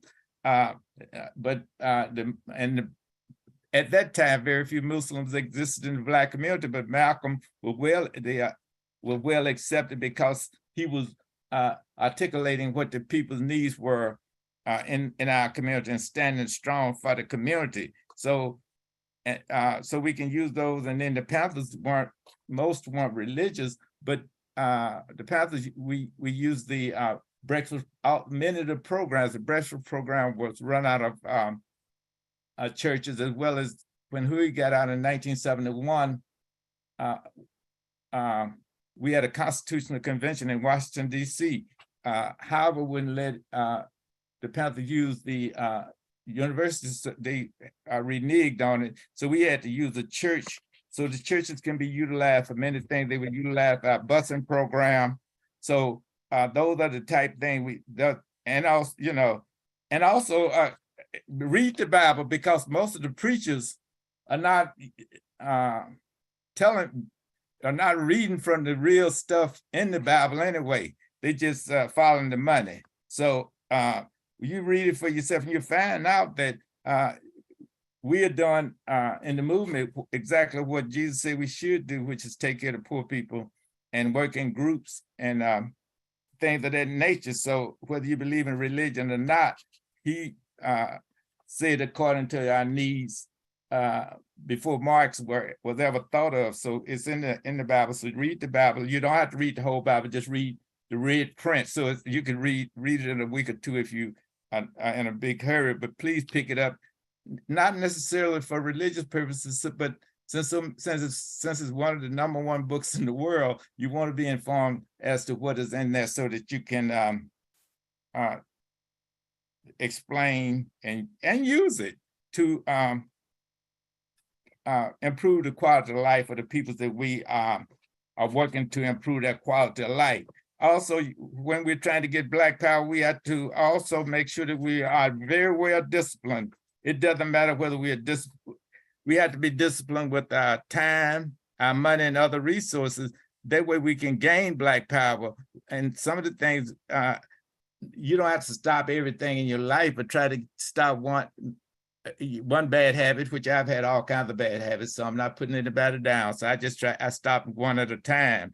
But if you have bad habits, whether it's legal or illegal, drinking, smoking, and those are health issues too, but drinking, smoking, using drugs, gambling, those are ways, even being overly social, whether it be, those are things, but do it in moderation. So what are the main points? The main points is that we're going to have to, in order to be successful, we must work hard, smart, and improve the quality of life for the people we represent. We must have discipline. Don't have discipline. If we don't have discipline, we won't have freedom. What will happen is we will end up making not just mistakes, but sometimes acting out on emotions, sometimes getting locked up. I'm just using an example whether it be, may not be as serious as death, but hurting, let's say, law enforcement officers, it may not be as serious, it may be as serious, but we don't act out on, because we cannot just act out without what is the end result? What is the purpose of doing whatever we do? And even acting out in words, any other way, we need to make sure we have self-control, because what can happen is we can get ourselves in trouble before we know it. And what can happen is we will be using our resources, time and money and other resources, trying to work on cases rather than moving forward with the mess. And we need to make sure we stay within the law, unless, well, that's what I would advise anybody. And of course, I don't advocate anybody breaking the law, but if you decide to break the law, you don't go around telling people you go break the law. You just go, and so those are the type of disciplines you have to have. And also, you can, most people think about themselves for lunch, for breakfast, lunch, dinner, and a midnight snack. What we need to do is do the same thing with the people. We need to think about the people and their needs. That's the and that's how we're going to gain power and keep power. And we must be meek and humble, servant of the people. We cannot be greedy for this capitalist money. We shouldn't try to live a capitalist lifestyle, because the next system we want, which is socialism, which is an upgrade above capitalism, as well as we'll never as a group be capitalist, because this capitalist system couldn't exist if we weren't oppressed, exploited, and degraded. So how could we do that? It would be totally impossible, even if it were a good system, which it's not, because its priority is to make money. Our priority is to free up the resources of the African people scattered all over the world, as well as on the continent. So and it's not to make some billionaire, millionaire, middle class person rich, because that does nothing for the working class and poor, disabled, and the many other people. In fact, in most cases, what the middle class, what the rich and the other people in those classes do, they're out there harming the poor, working class, and the middle class people. And they're the first one to be sitting up in church, clapping their feet and patting their hands. But that's why I said you need to read the Bible to make sure that you know what's in there, so that you know that they are really hypocrites, many of them. Because if you don't, if you say one thing and does another one, that makes you a hypocrite. So that's not a personal attack on anybody, it's just a fact. And you don't have to attack them, but you know that they are disingenuous. And when they're disingenuous about one thing, in most cases, they're consistently disingenuous about everything else they do. So if a person shows you who they are, make sure that you believe them. And I will start with this. The main thing we must do in order to win this struggle, we must articulate the goals and priorities of the mass of people we represent. We must prioritize it. And also we have to deliver. Articulating, prioritizing isn't anything unless we deliver, and we deliver because what we do, this fight is about taking our tax money. It's not government money. It's not alderman money. Taking our tax money as well as other resources in the African community and on the continent and use them for ourselves, because they've been used by everybody else for the last 650 years. Uhuru, comrades. Brothers and sisters and comrades, are we on? I want to express my appreciation to all of you for coming out. And I've asked for you to come to this meeting on this evening because, as you've seen, this movement, the latest, most blatant attack on us happened on July 29th of last year. My home was raided in St. Louis, where I'm living now. My home was raided in St. Petersburg, where I'm not living. Scores of FBI agents attacked this building. So I wanted you to come here, and I wanted you to have an opportunity to see what it is that we've done and are doing and why the United States government attacked us. Also, I think it's really important, some of the other things that we're talking about that must be talked about. First of all, you know the city you live in. I've lived here most of my life. You know the times that you've worked and our people have worked to get people elected into office. And we've been betrayed in virtually every instance by those people who were supposed to be representatives of Black people in this country. They work instead for white power. They work for the people who are gentrifying our community right now, where it's hard for you to even have a place to live in St. Petersburg right now. We ran elections in 2017 and 2019. Part of what we were running about was exactly what's happening now. We said that if you don't elect us in 2 or 3 years, you won't have a Black community in St. Petersburg, Florida. They have been pushing us out. They push us out every minute. So those politicians facilitate that. When we look at what happened to taking it back, the monies that have been given to us, federal monies that come from Black communities and then are supposed to be dealing with the outcome of the pandemic that was going to this radio station. Stand up, Brother Eddie. Here's Brother Eddie, who is a station manager, who is a completely blind DJ who runs the best show, the best radio station you can find here. And much of the money, $37,000, how much? $37,000 coming from the pandemic money that have been granted to us to deal with the radio station, to upgrade the radio station. Because as you know, we used to have a few big town radio stations here and they shut those down. You know what I'm talking about, TMP, RXB, they're gone, right? And so we brought a radio station here for this community. And Brother Eddie Mosby has been one of the best things that's happened to this community. For years, he was right up there on Central Avenue playing his guitar and singing, right? A street performer. And so the city, the county commission took the money back after that had been granted to us. And guess who was on the front lines of that? Renee Flowers, a Black elected official.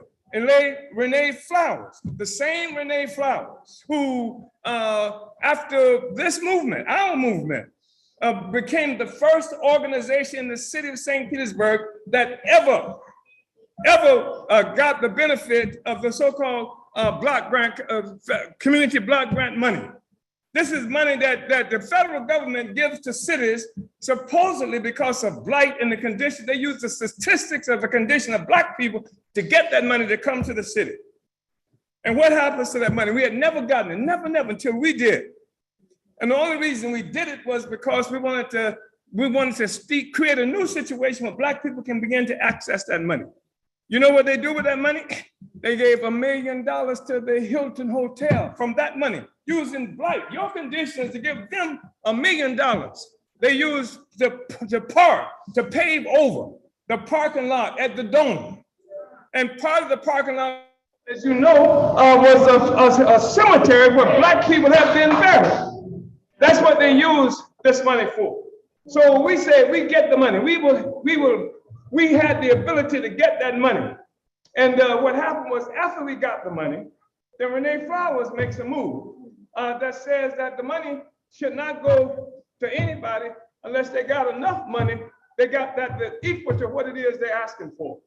So that means that most Black folk are not going to be able to get that money.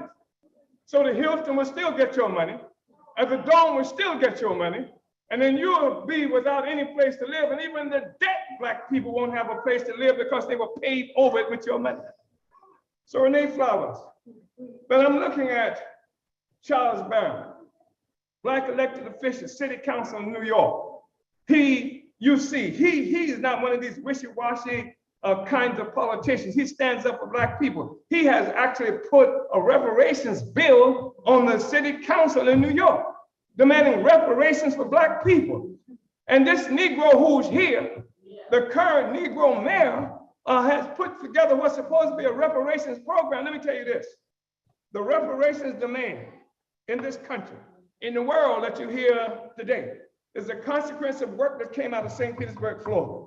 We put, for the first time in history, we held reparations tribunal in New York City, 1982, the first time, where there was an actual quantification of the amount of wealth that they have stolen from Black people. We did that. We used international law as the basis for that tribunal. We had international jurors. We had them from Senegal, from France, from South Africa, and various other places, Congo, to pass judgment based on international law, including the United Nations Convention on the Prevention and Punishment of Genocide, that the United States had never united with, never agreed with, never ratified. It took them 40 years after the United Nations Convention passed on genocide. You know why they didn't do it?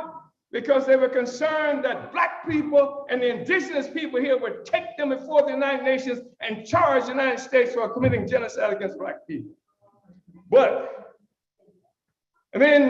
these people took a stance. You saw Jesse Todd there. Jesse Todd is a lifetime member of NPW. He's a lifetime member of your organization. Jesse Todd, he's on the board of alderpersons. The board of alders is similar to the city council here.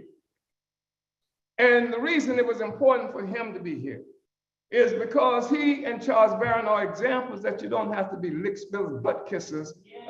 Once you go into office, you can represent your people. You can't be cowardly and say, I can't say it's not popular or something. That you can represent your people. And they give us an example that allow us to demand that if you get elected, you're going to represent us, or you're going to get out of town. You're going to do something else, get a job just like everybody else. If you're running just to get a job, what we do, go pee in the bottle, right? And do what you have to do to get a job. But the fact is that these Negroes are working for themselves, for their own benefit, and not for my community. And that's why they will cooperate with the state in making attacks on us. I want to say that. I want to say another glaring example is this sister from St. Petersburg that we just talked about. Her name is Ona Zane. Y'all used to know her, Cynthia, didn't you, Mike? Yes, sir. That was Cynthia. And she was Cynthia Clark Ferguson, right? And we have, this party has something like 52 economic institutions throughout this country. She is the one who is over all of those institutions. She is the one who is facilitating, like on today or tomorrow, there is a meeting that we're having in St. Louis with something like 60 volunteers who are participating in economic development programs that we're doing, where we're coming to work in our gardens, to work in our basketball courts, to work in the other kinds of projects that we've created there. So I wanted to say, I think it's really important. You don't have to be a sellout. And I mentioned Cynthia, as she was known to most people. She is Ona Zane Yeshitela. Now, I wanted to mention her because she's talking about working class. Mike, you know where she come from, right up there on 22nd Street, right? Right up there next to Geech's Barbecue, right? That's where she grew up at, right? But what she is, she got a job for the Pinellas Park City. She worked on that job. She was in the administration. She learned how the government works and things like that. And then unlike these other Uncle Tom, she retired as quickly as she could, and full time, she's been working for Black people, for the Black movement, for the Black revolution, for Uhuru. That's what you're supposed to do. That's what you're supposed to do. And so there are 52 economic development institutions that we have. They talk about, we live in, like, they like to call them things like food deserts, because there ain't no places to eat here. It ain't no food desert, it's a power desert. There was a place, there were several places right here in St. Petersburg. You know what I'm talking about. But when they talk about economic development, they talk about economic development for white people at our expense. There used to be a 22nd Street. And on 22nd Street, there were restaurants, there was a movie theater, there were all kinds of resources that Black people needed for ourselves. Thriving community. Same thing was true in various other places. Look at what they call a gas plant area. I was born in what they call a gas plant area. I don't know how many businesses they destroyed, how many black people they put out in the name of economic development. For whom? Not for, then they run an interstate right through your community. Change the patterns of driving and stuff like that, so the businesses that have been set up in your community no longer has the benefit of your participation, because the traffic now goes someplace else. And then you got these Negroes who are at the city hall, who've been working there for a lifetime.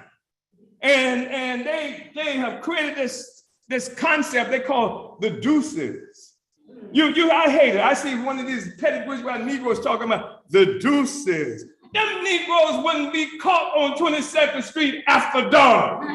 Isn't it true? You know what I'm talking about, people who live here. And now they are over the deuces. You know, this is the petty bourgeoisie. This is the black middle class sellouts. And so the black working people got nothing.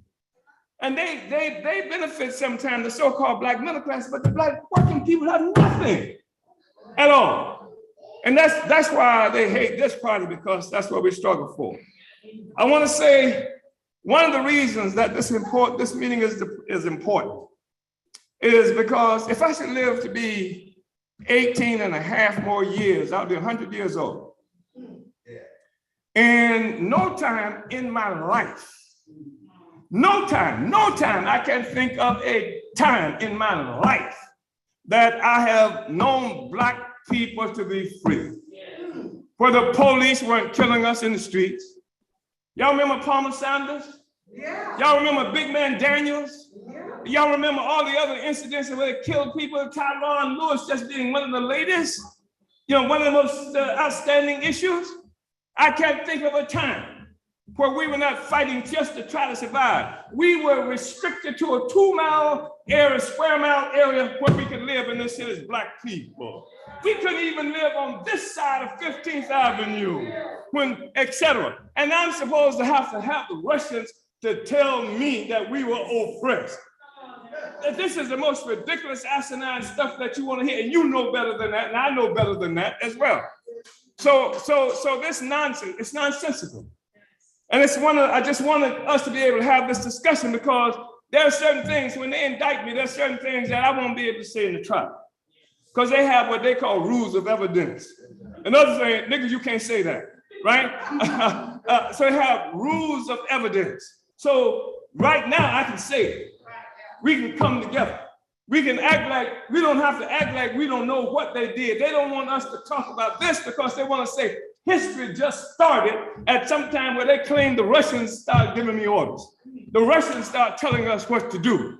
The Russians didn't tell us what to do when the police department in 1996, more than 300 strong with the National Guards over there at the Dome, where you had Pinellas County Sheriff Department, the Pinellas Park Police Department. You had police departments from everywhere. 300 strong attacked this building. There was no Russians.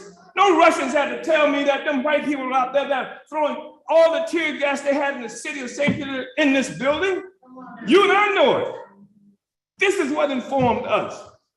Our life here is what helped us to understand what the world is about. That's right. I want to say, so we'll talk about it now. Let's say it now. I want to say that it's really important for us to understand that they said that somehow our participation in the election in 2017, 2019, the Russians had us to do that. Listen, brothers and sisters, I know you know that's crazy. Listen, there is not a human being in this country that paid the price just for the right to vote, that black people paid, just for the right to vote for Joe Biden, who then sicked the police on us, put 100,000 police with Clinton and the rest of them in our community. That's who killed Tyrone Lewis. That's who killed George Floyd. Joe Biden's police did that. So they talking about somehow our participation in the elections were paid for by the Russians. They killed 4 of our babies in Birmingham, Alabama. They killed 4 of our children who were involved just trying to vote. You saw them put high-powered water hoses. Vernon from the fire department, he can tell you the power of those water hoses coming out of that to put out those fires. And the fire they were putting out in Birmingham was the fire that Black people had ignited just trying to be free, just trying to vote. And you saw those pictures, how they put them on those children. Russia? What the hell has Russia got to do with this? And so I just want to remind you of this while we're having this discussion. Ain't nobody in this room Black got a Russian last name. The last name we got came from the white people who kidnapped us, enslaved us, and tricked us into thinking that we were somebody who we're not. That's why ain't no more Joe Waller. It's Omali Yeshitela. I try to find out who I am by looking for Waller. I can't find no Waller except in England. We didn't come from no England. We come from Africa. Not only did we come from Africa, and something that they taught us to be ashamed of, but the fact is that world life, human life started in Africa, human life. And it's important for us to say this because they starve Africa to death. They choke all the resources out of Africa. They say, look at how bad off the Black people are in Africa.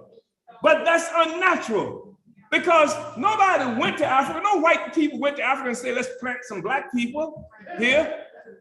This was a natural consequence of development of the planet Earth and human life. It came from Africa.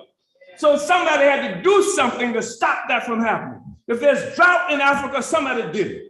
If there's starvation in Africa, somebody did it. And part of what they did was kidnap me from Africa and bring me here to St. Petersburg, Florida, and all these other places. They took me and then changed my name so that I won't know where the hell I came from. I actually think I'm from England because when I looked to try to find myself, my name was Waller. Please. Isn't that something? They say, nigga, don't be talking. That's why DeSantis and the rest of them don't want you to have any kind of education. They don't want you to know nothing about yourself. Because the thing is, history is not just some innocent thing. History is important. Because if you know what you have done, it tells you what you can do. And this is what you must understand. Before white people learned to master fire, Africans had built magnificent pyramids and civilization on the continent of Africa. No African, no Black child who's living under worst kind of distress, emotional distress, the rest of it, would willingly live in a ghetto if they knew it was we who brought civilization here, grew the pyramids, grew the Sphinx, institutions, artifacts, and things like that are longer, older than what people can figure out. They don't even know how the hell we built the pyramids, and I ain't telling them. Ain't that something? Hey, and don't tell them, because I got tired of seeing y'all telling them stuff. Let them play in your hair. Stuff. Remember we didn't do that. Remember that? Somebody in here old enough to remember that. Yeah. So I want to say those things and just a couple other things, because it is late. But I want to say some things about St. Petersburg, Florida. But first of all, I want to say that they tried to lynch me in Madison, Florida, for trying to register Black people to vote. They tried to put me in jail as sheriff in Alachua County, Florida, in Gainesville, because I took people there to vote. I have 2 daughters who are in this room now. One of them, my oldest daughter, she and her 2 sisters, when they were children, they used to tell them, Mom, I hate Black power. I hate Black power because they keep putting my daddy in jail for fighting for Black power. That's what my children, think about this. Think of the burden that a child has because her father wants her and everybody else to be free, and because this government doesn't believe that black people should be free and it would do anything to keep us from being free. This is what my daughters say. They lived in abject poverty. They lived in abject poverty. Why did they live in poverty? They lived in poverty because I refused to be one of those who was taking money and getting rich myself like the Negro preachers were doing. And then I refused to live better than the people. And then I have another daughter here who's in the back, who traveled with me to Birmingham, Alabama. She's 13 years old or so. And we chased by the Ku Klux Klan in Birmingham, Alabama. They're talking about the Russians. There's some white people who were members of the Klan who were threatening our lives in Birmingham, Alabama, the same place they bombed those churches who people want to vote. I have my son was supposed to be here earlier. He's got a little business. He'll be tomorrow when we go to the university. And when he was a baby, in what's supposed to be a crib, he slept in a drawer. We would pull the drawer out, make his bed in the drawer. When he was a baby, my house in Oakland, California was attacked, and they broke in the glasses in the house and glass all over this baby. He was a baby. You understand? The same house, when he was older, they attacked with fire bombs. The government did that, fire bombs, and almost killed my children and their mother in that house. Russians? What the hell are you talking about, Russians? I remember, y'all too young to remember Muhammad Ali.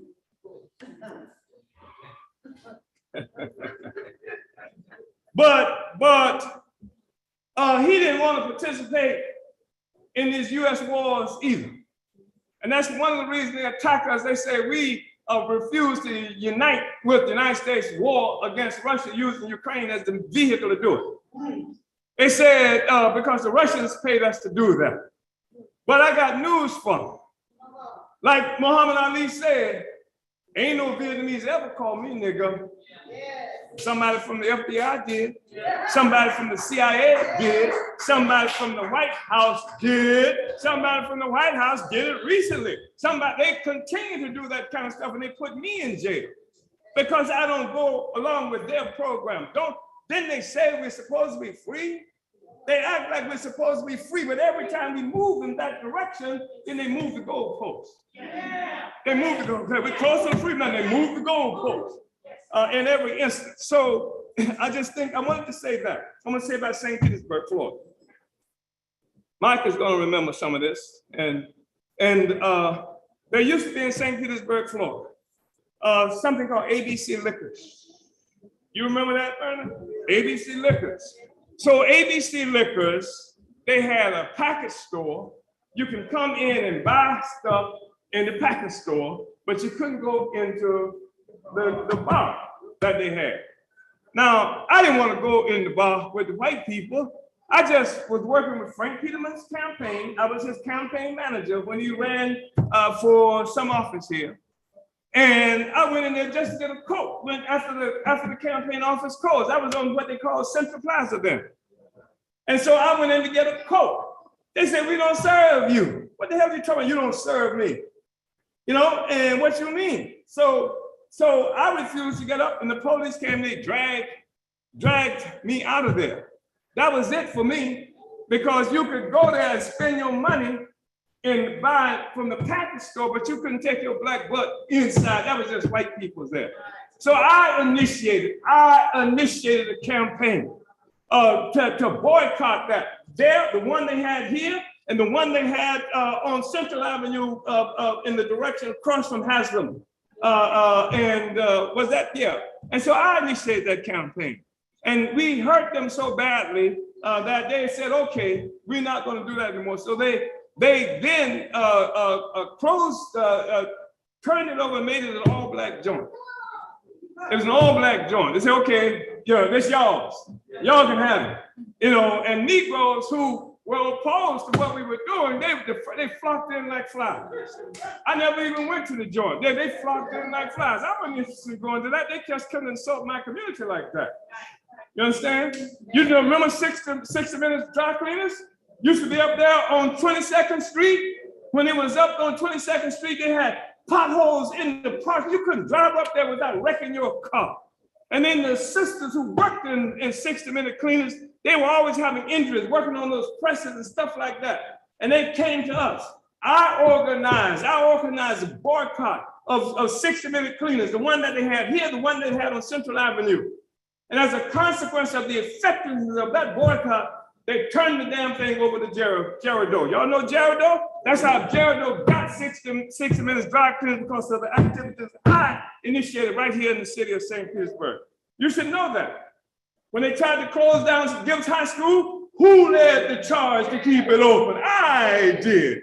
When they initiated the attack first on Gibbs Junior College, that was a black junior college that we never had before, and the St. Petersburg Times and sellout Licksville Negroes from this community worked with them to shut down Gibbs Junior College. Who led the struggle to try to keep Gibbs Junior College open? I did. That's the work that I've done historically in this city. When Webb City, what is it, some most unusual drugstore in the world, where you could go to Webb City and you could buy stuff from the snack bar standing up downstairs. Well, I didn't even know they had something on the 3rd floor, which was a restaurant. They wouldn't even let black people come up on the 3rd floor and sit in the restaurant. I did. And then they would kick me out. So the point is that this is the work I've always done. This is the work that's led the city of St. Petersburg to make assaults against me. When they put that nasty picture that's supposed to be black people up on the wall, 8 by 10-foot mural. It's a crime against black people. It's the kind of stuff that in Paris that the Muslims were killing people for depicting Muhammad in that fashion. But they can do anything they want because they got you under control. And so they put that picture up there. I said, take the picture down. And before I even moved on that, that happened on December 29th. But on December 24th, we had a picket protest at the most influential black church in the city of St. Petersburg, because they were working with the government and the police in the St. Petersburg Times against what it is that we were trying to do. Just get them, take the damn picture down, and also the $50 million that you're getting that's from community development block grant money that you're talking about you're going to spend on beautifying downtown St. Petersburg. We didn't even have paved streets. We didn't even have paved streets. So you're going to put some of that money in the black community, and they worked. They did. They named institutions for those people in our community. They want you to remember them. But we had to have a demonstration. O.B. McLean, my fabulous O.B. McLean, the high school teacher there, she told us this is what they're doing. That's how we were able to have that demonstration there. So the point is that we've been fighting for this community all this time. And we've been facing the most vicious kind of slander. They scare black people to come out and stand up for yourself. They scare you because you think that if I go there, the white man gonna know it, and my boss gonna find out, somebody's gonna take a picture, and they might attack them niggas, and I don't want to be there. So they scare black people. Mike know what I'm talking about. Mike, how many times Mike was confronted by the police when I met Mike, perhaps? They had him jacked up. And who came up there? I did, understand? So this is what we represent and have always represented. And that's the reason that we've been under fire. When they picked me up right on 22nd Street and 8th Avenue South, they handcuffed me and put me in the back seat of a police car.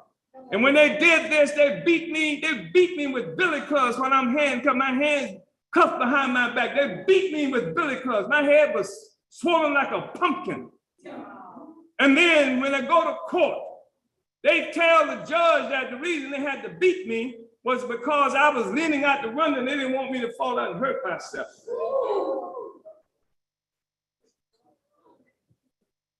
And the judge accepted that. What are you talking about, Russians? What are you talking about, Russians? So I just think it's really important for you to know some things about that. When they attacked my house in Oakland, we had put up a security, like something like chicken wire fence over the door, over the windows. My van was parked in the driveway. And they came and they tried to throw a Molotov grenade, a Molotov cocktail, firebomb, into the window, but it bounced back off the window because of the chicken fire.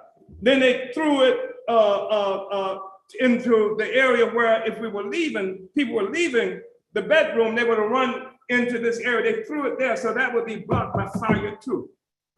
My children and their mother had to climb over the fence, breaking it. My van was burned, torched to the ground.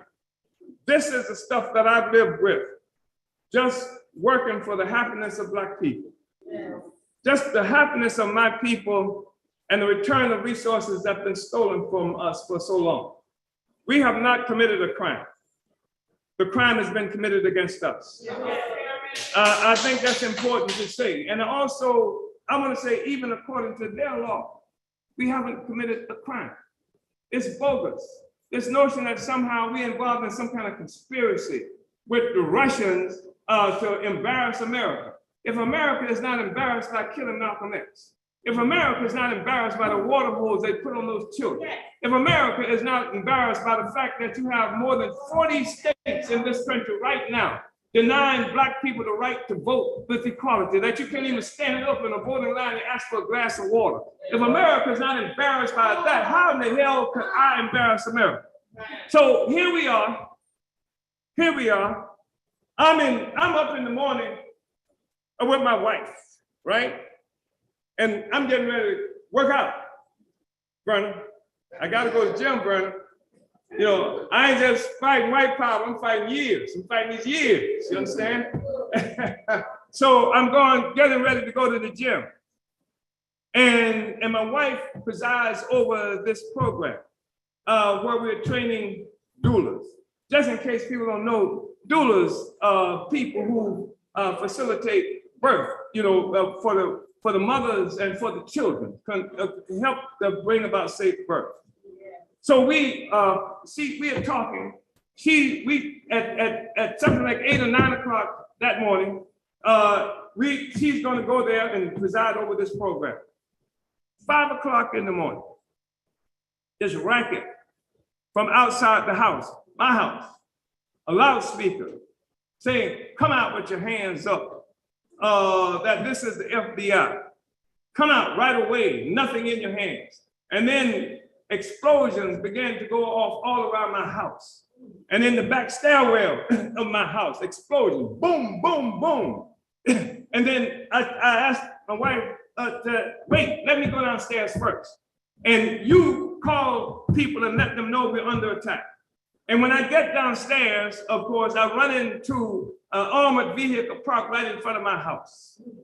And also these military attired people who call themselves the FBI, carrying assault weapons, but not just carrying assault weapons mounted with laser targeting devices. So when I walked out the door, right in my chest, you know, like laser beams hit me right in the chest, letting me know they are prepared to kill me. That's exactly what they wanted me to know. They're ready to kill me. And so my wife, she follows me, but she couldn't call anybody because the phone companies work with them. They had jammed our phones. So we couldn't even call somebody and say, hey, we're under attack here. And so when we get downstairs, they zip tie me behind my back. They handcuff my wife behind her back. And then I'm saying, what's going on? What's this about? They said there's a Russian national in Russia who we are indicting. An indictment later on this morning is going to come down and your name is listed in the indictment. And therefore we have a search warrant for your house. So let me see the search warrant. They said, well, I don't have it on me right now, but somebody in the crowd out here with them has the search warrant. So they assault my house. They said, you can sit on the curb.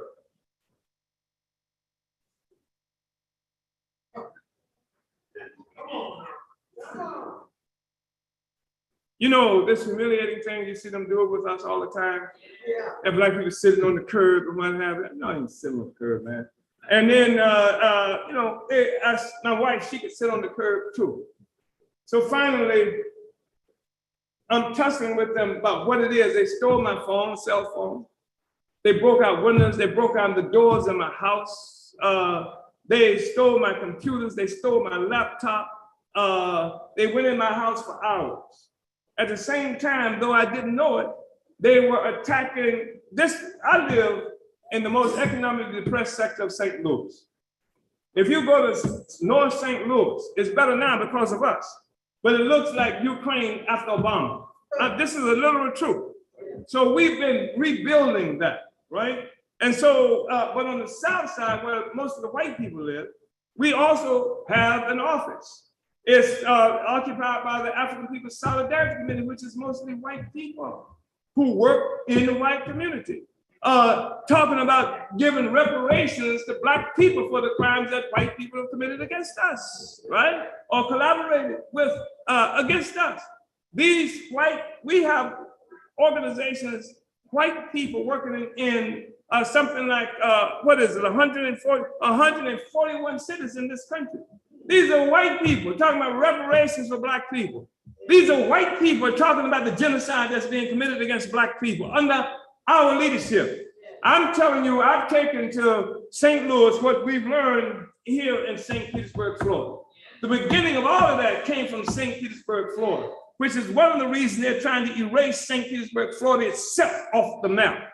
You understand? And so so they attacked them.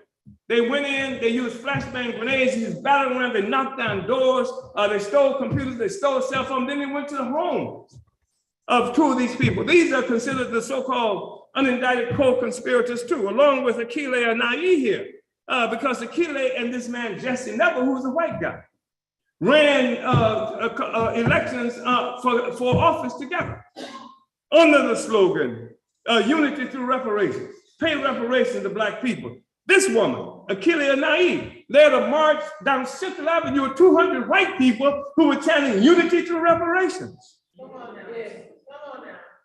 So this is the thing that scares them to death.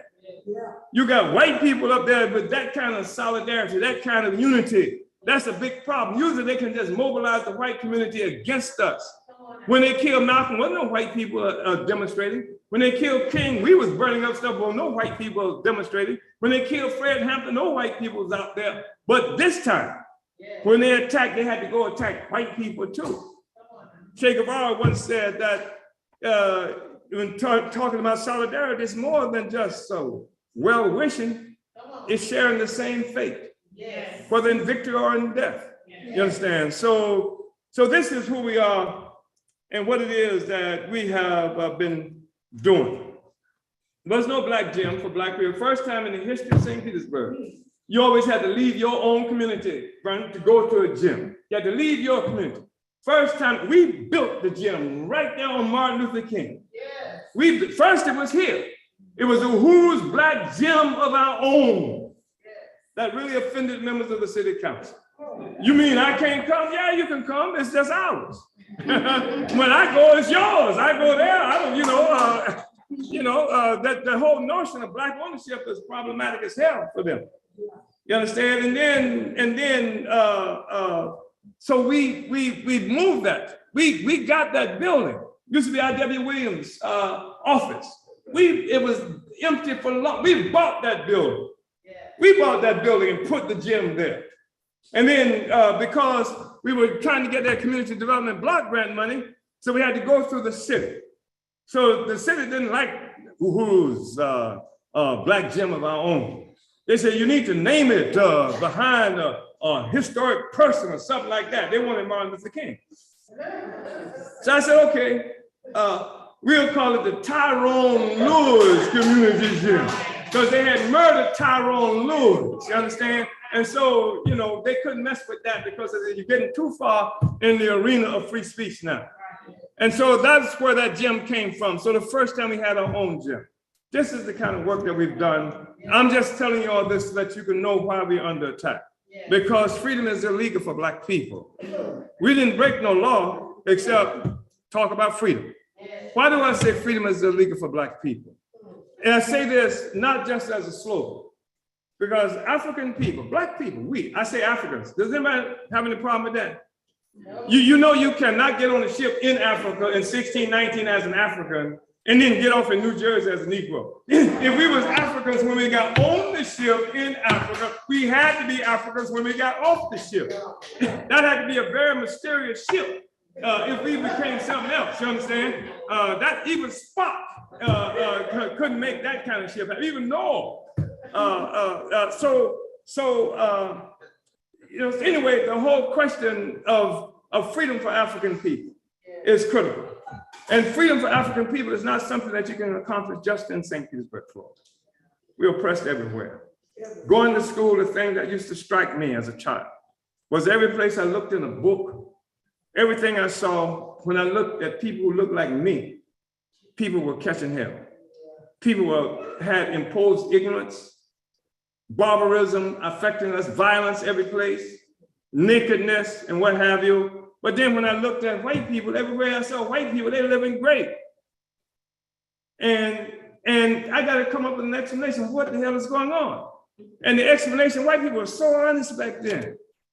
They said, the reason we got everything and you ain't got nothing is because we are more civilized than you are. What a splendid statement. And they said, they told us that they went to Africa and brought us here. And I've heard some Negro Christians say that they're so happy that slavery happened because we wouldn't have found Jesus if slavery hadn't happened. You understand? I've heard this kind of nonsense. This is what they pass on to us. So they tell us that the reason we catch hell is because something wrong with us. And listen to this. They say the reason you are enslaved is something is wrong with you. You suffer moral deficit. You suffer civilizational deficit.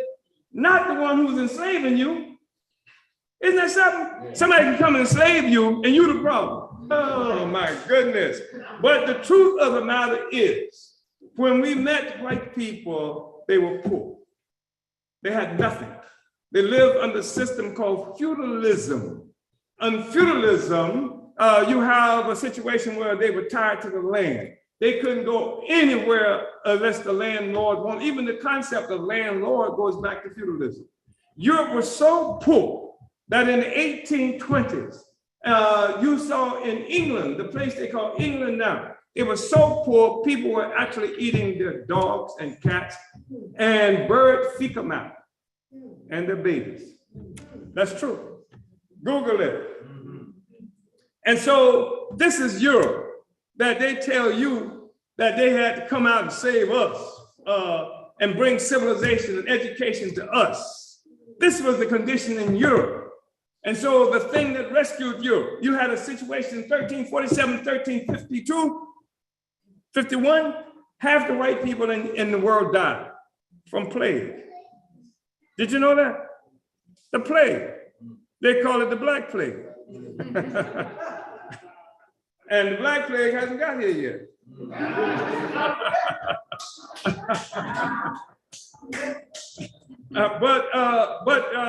And that's the truth.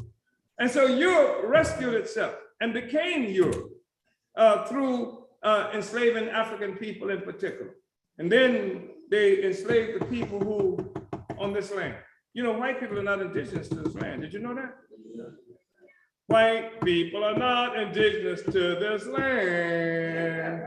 When they tell you that they dug up something and found 2,000 or 3,000 years, the first American, was no such thing as America 3,000 years ago. America's a white name. This was what they named. They named America just like they named my daddy, Joe Waller. That's a possession. They own us. That's how they name you, like you name Fido, your dog. Ain't no distinct difference. That's what we were, property, etc. And so when I say that freedom is illegal, what I mean is the whole system of the world had been pulled together based on enslavement of African people. And then colonialism of other people. So if you have a system based on slavery, Do you think that freedom can be legal under such a system as that? Nat Turner in 1831 led a magnificent rebellion of black people to be free. And when they finally captured Nat Turner, they put him on trial. Did you know that? They put him on trial, found him guilty, and executed him. But think about this. Even if they had found him innocent, he still would have been an enslaved person. There was no freedom in this system, and nor is it today for African people. I want to say those things, and I've talked considerably longer than I had expected to, and then what you needed me to speak. I just want you to know that, first of all, the contributions that you've made here, you kept me alive. The reason I'm alive for the longest period of time was the people. St. Petersburg, Florida, the times they've come to get me, the time they attacked this building right here, when we were locked into this building right here, the black community came out, dealt with the helicopter and airplanes that was flying over here trying to wipe us out. Africans did that. Yes. Africans took that helicopter out of the sky. Yes. You understand? Black people kept me alive. That's the only reason up to now. And the fact that I'm alive today, up to this point, is because of the people. And our base now goes beyond black people. It's all over the world. And there's no way that black people can ever be free trying to fight this thing by ourselves in St. Petersburg or in the United States. We are all over the world. And we are pulling that whole revolutionary movement of black people together. We are one Africa, one people. And that's the thing, that's the key to our success. And we're working with all the oppressed peoples around the world, and that's why they hate us. That's why they attack us, and they don't want us to have economic development. They don't want you necessarily to starve. They don't necessarily want you to starve. They just don't want you to be able to feed, clothe, and house yourself. That's the critical thing. They'll give you enough as long as you can keep you on your belly, crawling and kissing their feet for whatever you need. As long as your child can't see the sky because of the limitation that's been imposed on them, they don't care if you get something to eat. They just don't want you to be able to feed, clothe, and house ourselves. I want to say that. They will allow an individual black person to be successful. It's the group that they won't allow to be successful. They will allow an individual to be successful at the expense of the group. If you're willing and dirty enough to take the deal, they will let you be successful if you're ready to double cross everybody else in your community. If you're ready to forget what they're doing in your community, they'll let you go to office. They'll help you get in office. They'll give you cigars. They'll give you other things. Yeah. So thank you, brothers and sisters, for coming out. I want you to stay just a minute longer. Can you step forward, Comrade Akile? I once said, you know, we are in that Easter period, and that's like rebirth. Anyway, rebirth, resurrection, and so you know, Joe Wilder left a long time ago, but was born again as Akile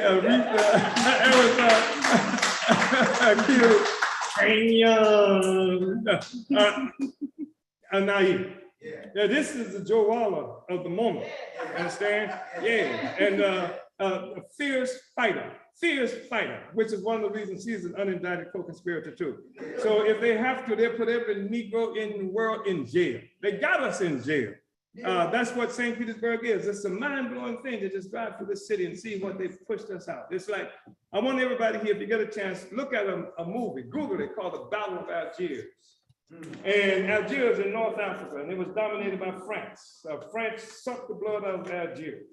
If you look at the Battle of Algiers and they show you pictures, it looks just like St. Petersburg. And the black people in Algeria lived in the area they call a Casbah. And the white French lived in the rest of Algeria. They had sidewalk cafes. They had just the best of everything in the world. And every time I go to Central Avenue, that's what I see. And and it's growing bigger and bigger all around us, pushing out everything. We don't have a future under these circumstances. You better wake up, come to meetings, do what has to be done. Hands off Uhuru, hands off Africa. Uhuru.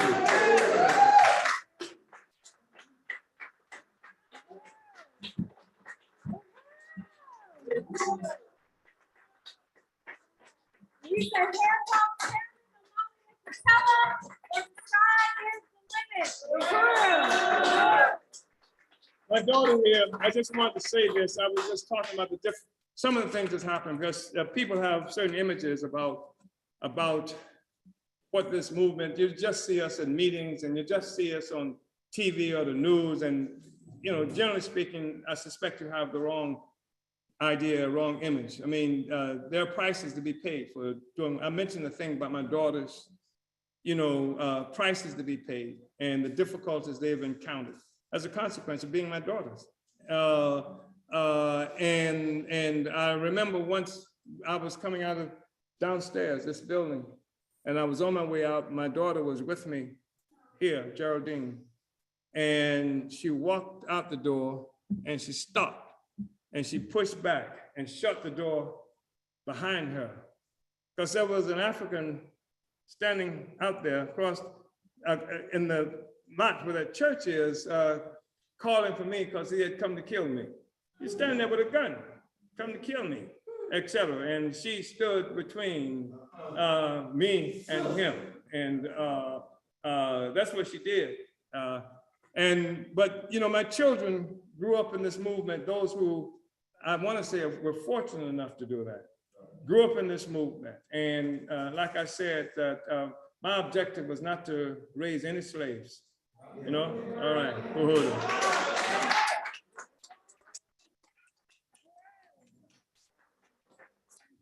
I really want to salute, of course, this brilliant leadership, the leadership that's still standing, that's never conceded the struggle, that's never ever conceded the fate of African people and colonized peoples the world over. The oppressed and exploited of the world have a future because Chairman Omali Yeshitela determined that we would have that future and has created the way, paved the way for us to fight for that future. We have that vehicle. It's right here, the Uhuru Movement, the African People's Socialist Party. We have it, and that's why we say hands off Uhuru, hands off Africa, because this is the future. And I really want to appreciate all of you for being in attendance, your patience with us this evening. As you know, it's so exciting to have our leadership here physically in the city of St. Pete. He's, you know, working and building all the stuff that you saw, you know, throughout the world and in St. Louis. So it's just a profound honor to have you here, to have you all here as well, to participate, all those who are watching with us online. And just a couple of things before I get you guys out of here. One, I just want to let you know a couple of things upcoming tomorrow. We're going to be at the University of South Florida St. Pete campus, ballroom number 2, USC ballroom number 2, that's on the 2nd floor. Chairman Omali Yeshitela will be speaking a dialogue on democracy, Black liberation, state repression, and controlling the narrative. We want people to come out to that and obviously, you know, to support this movement, but also because we anticipate attacks there at that meeting as well from forces who tried to have this event canceled with, you know, these slanderous claims and attacks that have been made, you know, against our party. And, you know, so we want to bring people, pack the room and make it impossible for anybody to come to try to disrupt the process we're engaged in. And Chairman.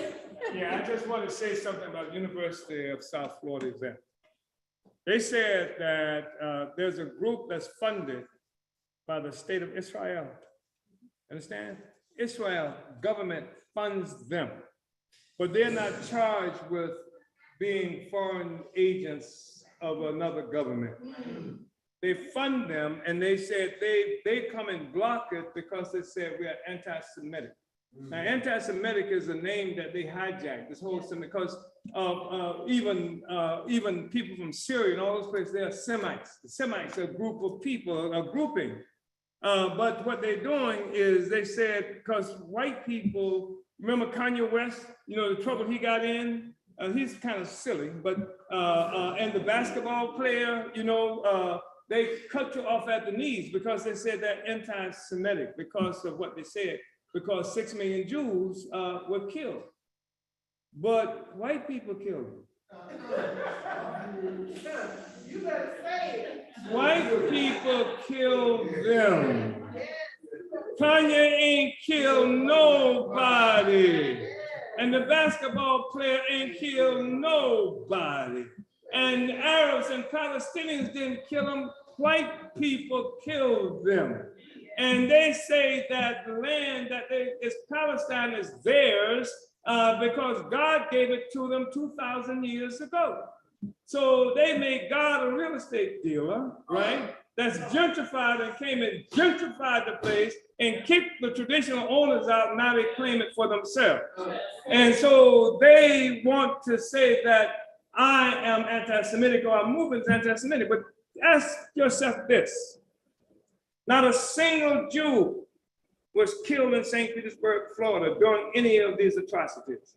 Why the hell is there a Holocaust museum right down there close to City Hall?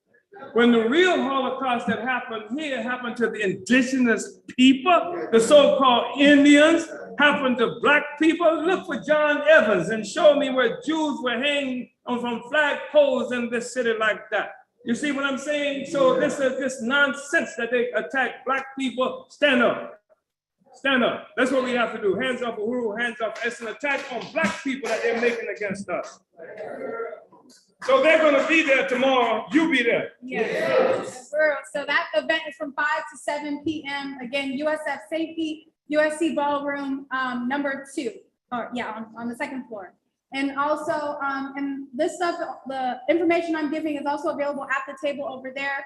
We also have our rally, our Black Power Sunday rally, our community organizing event where we'll be watching things like the Battle of Algiers and future meetings. We're going to be talking and giving a workshop on know your rights, you know, what to do when the FBI comes knocking, and also talking about who are the police, what is the state in, you know, in our community. So that's going to be on Sunday from 4 to 6 p.m. right here in this building.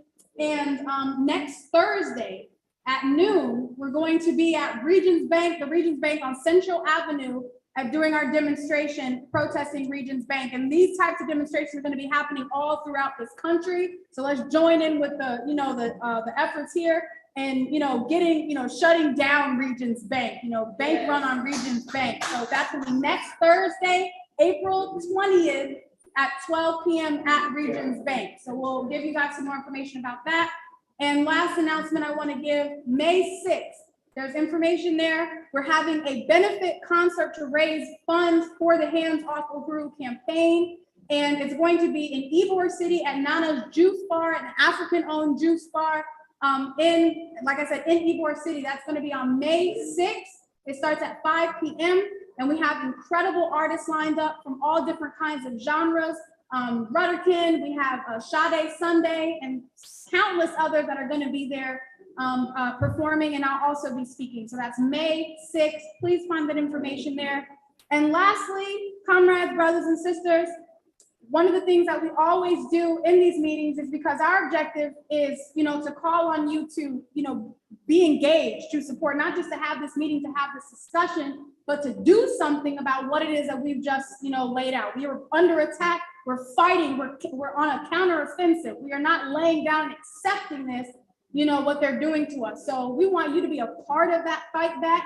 We want you to sign the emergency response pledge at handsoffuhuru.org so that when indictments come down, you can be alerted and you can be ready. Number one, I want you to sign our petition. And the third thing is we need you to donate. And in this room, you might have gotten a pledge card in an envelope. We want to raise $500 tonight.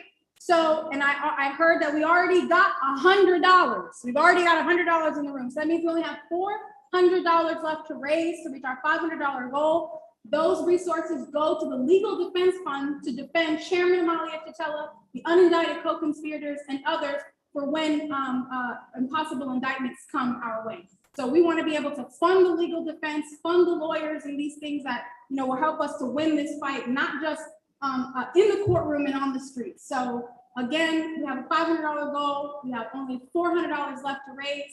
Please fill out those pledge cards. Oh, Kenny, you got 100. 100. All right, Uhuru, Kenya. Is that for the pot? Yeah. Uhuru. 100. Well, we 300. $200 left to raise, and you could be like these comrades and do 100. I got a 50 in the room, a couple 50s. Okay, what about a 25? I got a 25. All right, I got a 25 right there from Comrade Janice Uhuru. So that's 325. I got a 25. What's your name? Here. Here? Johnson. Johnson. Thank you so much. We got another 25, so that's 50, that's 350, another 25, that's 375, 25, that's $400. Woo! All right, we need $100 more left to go. We have reached our $500 goal. And you can also donate online if you're tuning in still at handsoffahuru.org/donate. We need $100, comrades. Huh? Geraldine, 25? 100? Oh, we got our last $100. We raised our $500 right here in this room. Please fill out those pledge cards. You can give your pledge cards to Comrade Akinye at the sign-in table. And that's going to conclude this meeting. Comrades, brothers and sisters, again, thank you so much for coming out, for hearing this incredible history that the chairman gave. And hopefully, you know, what we heard today will really invigorate us to participate in the struggle, to keep the fight going, to show them what the African community and what St. Pete is really made of, you know, by continuing this struggle. So thank you, comrades, and I'll see you on Friday and Sunday. Uhuru.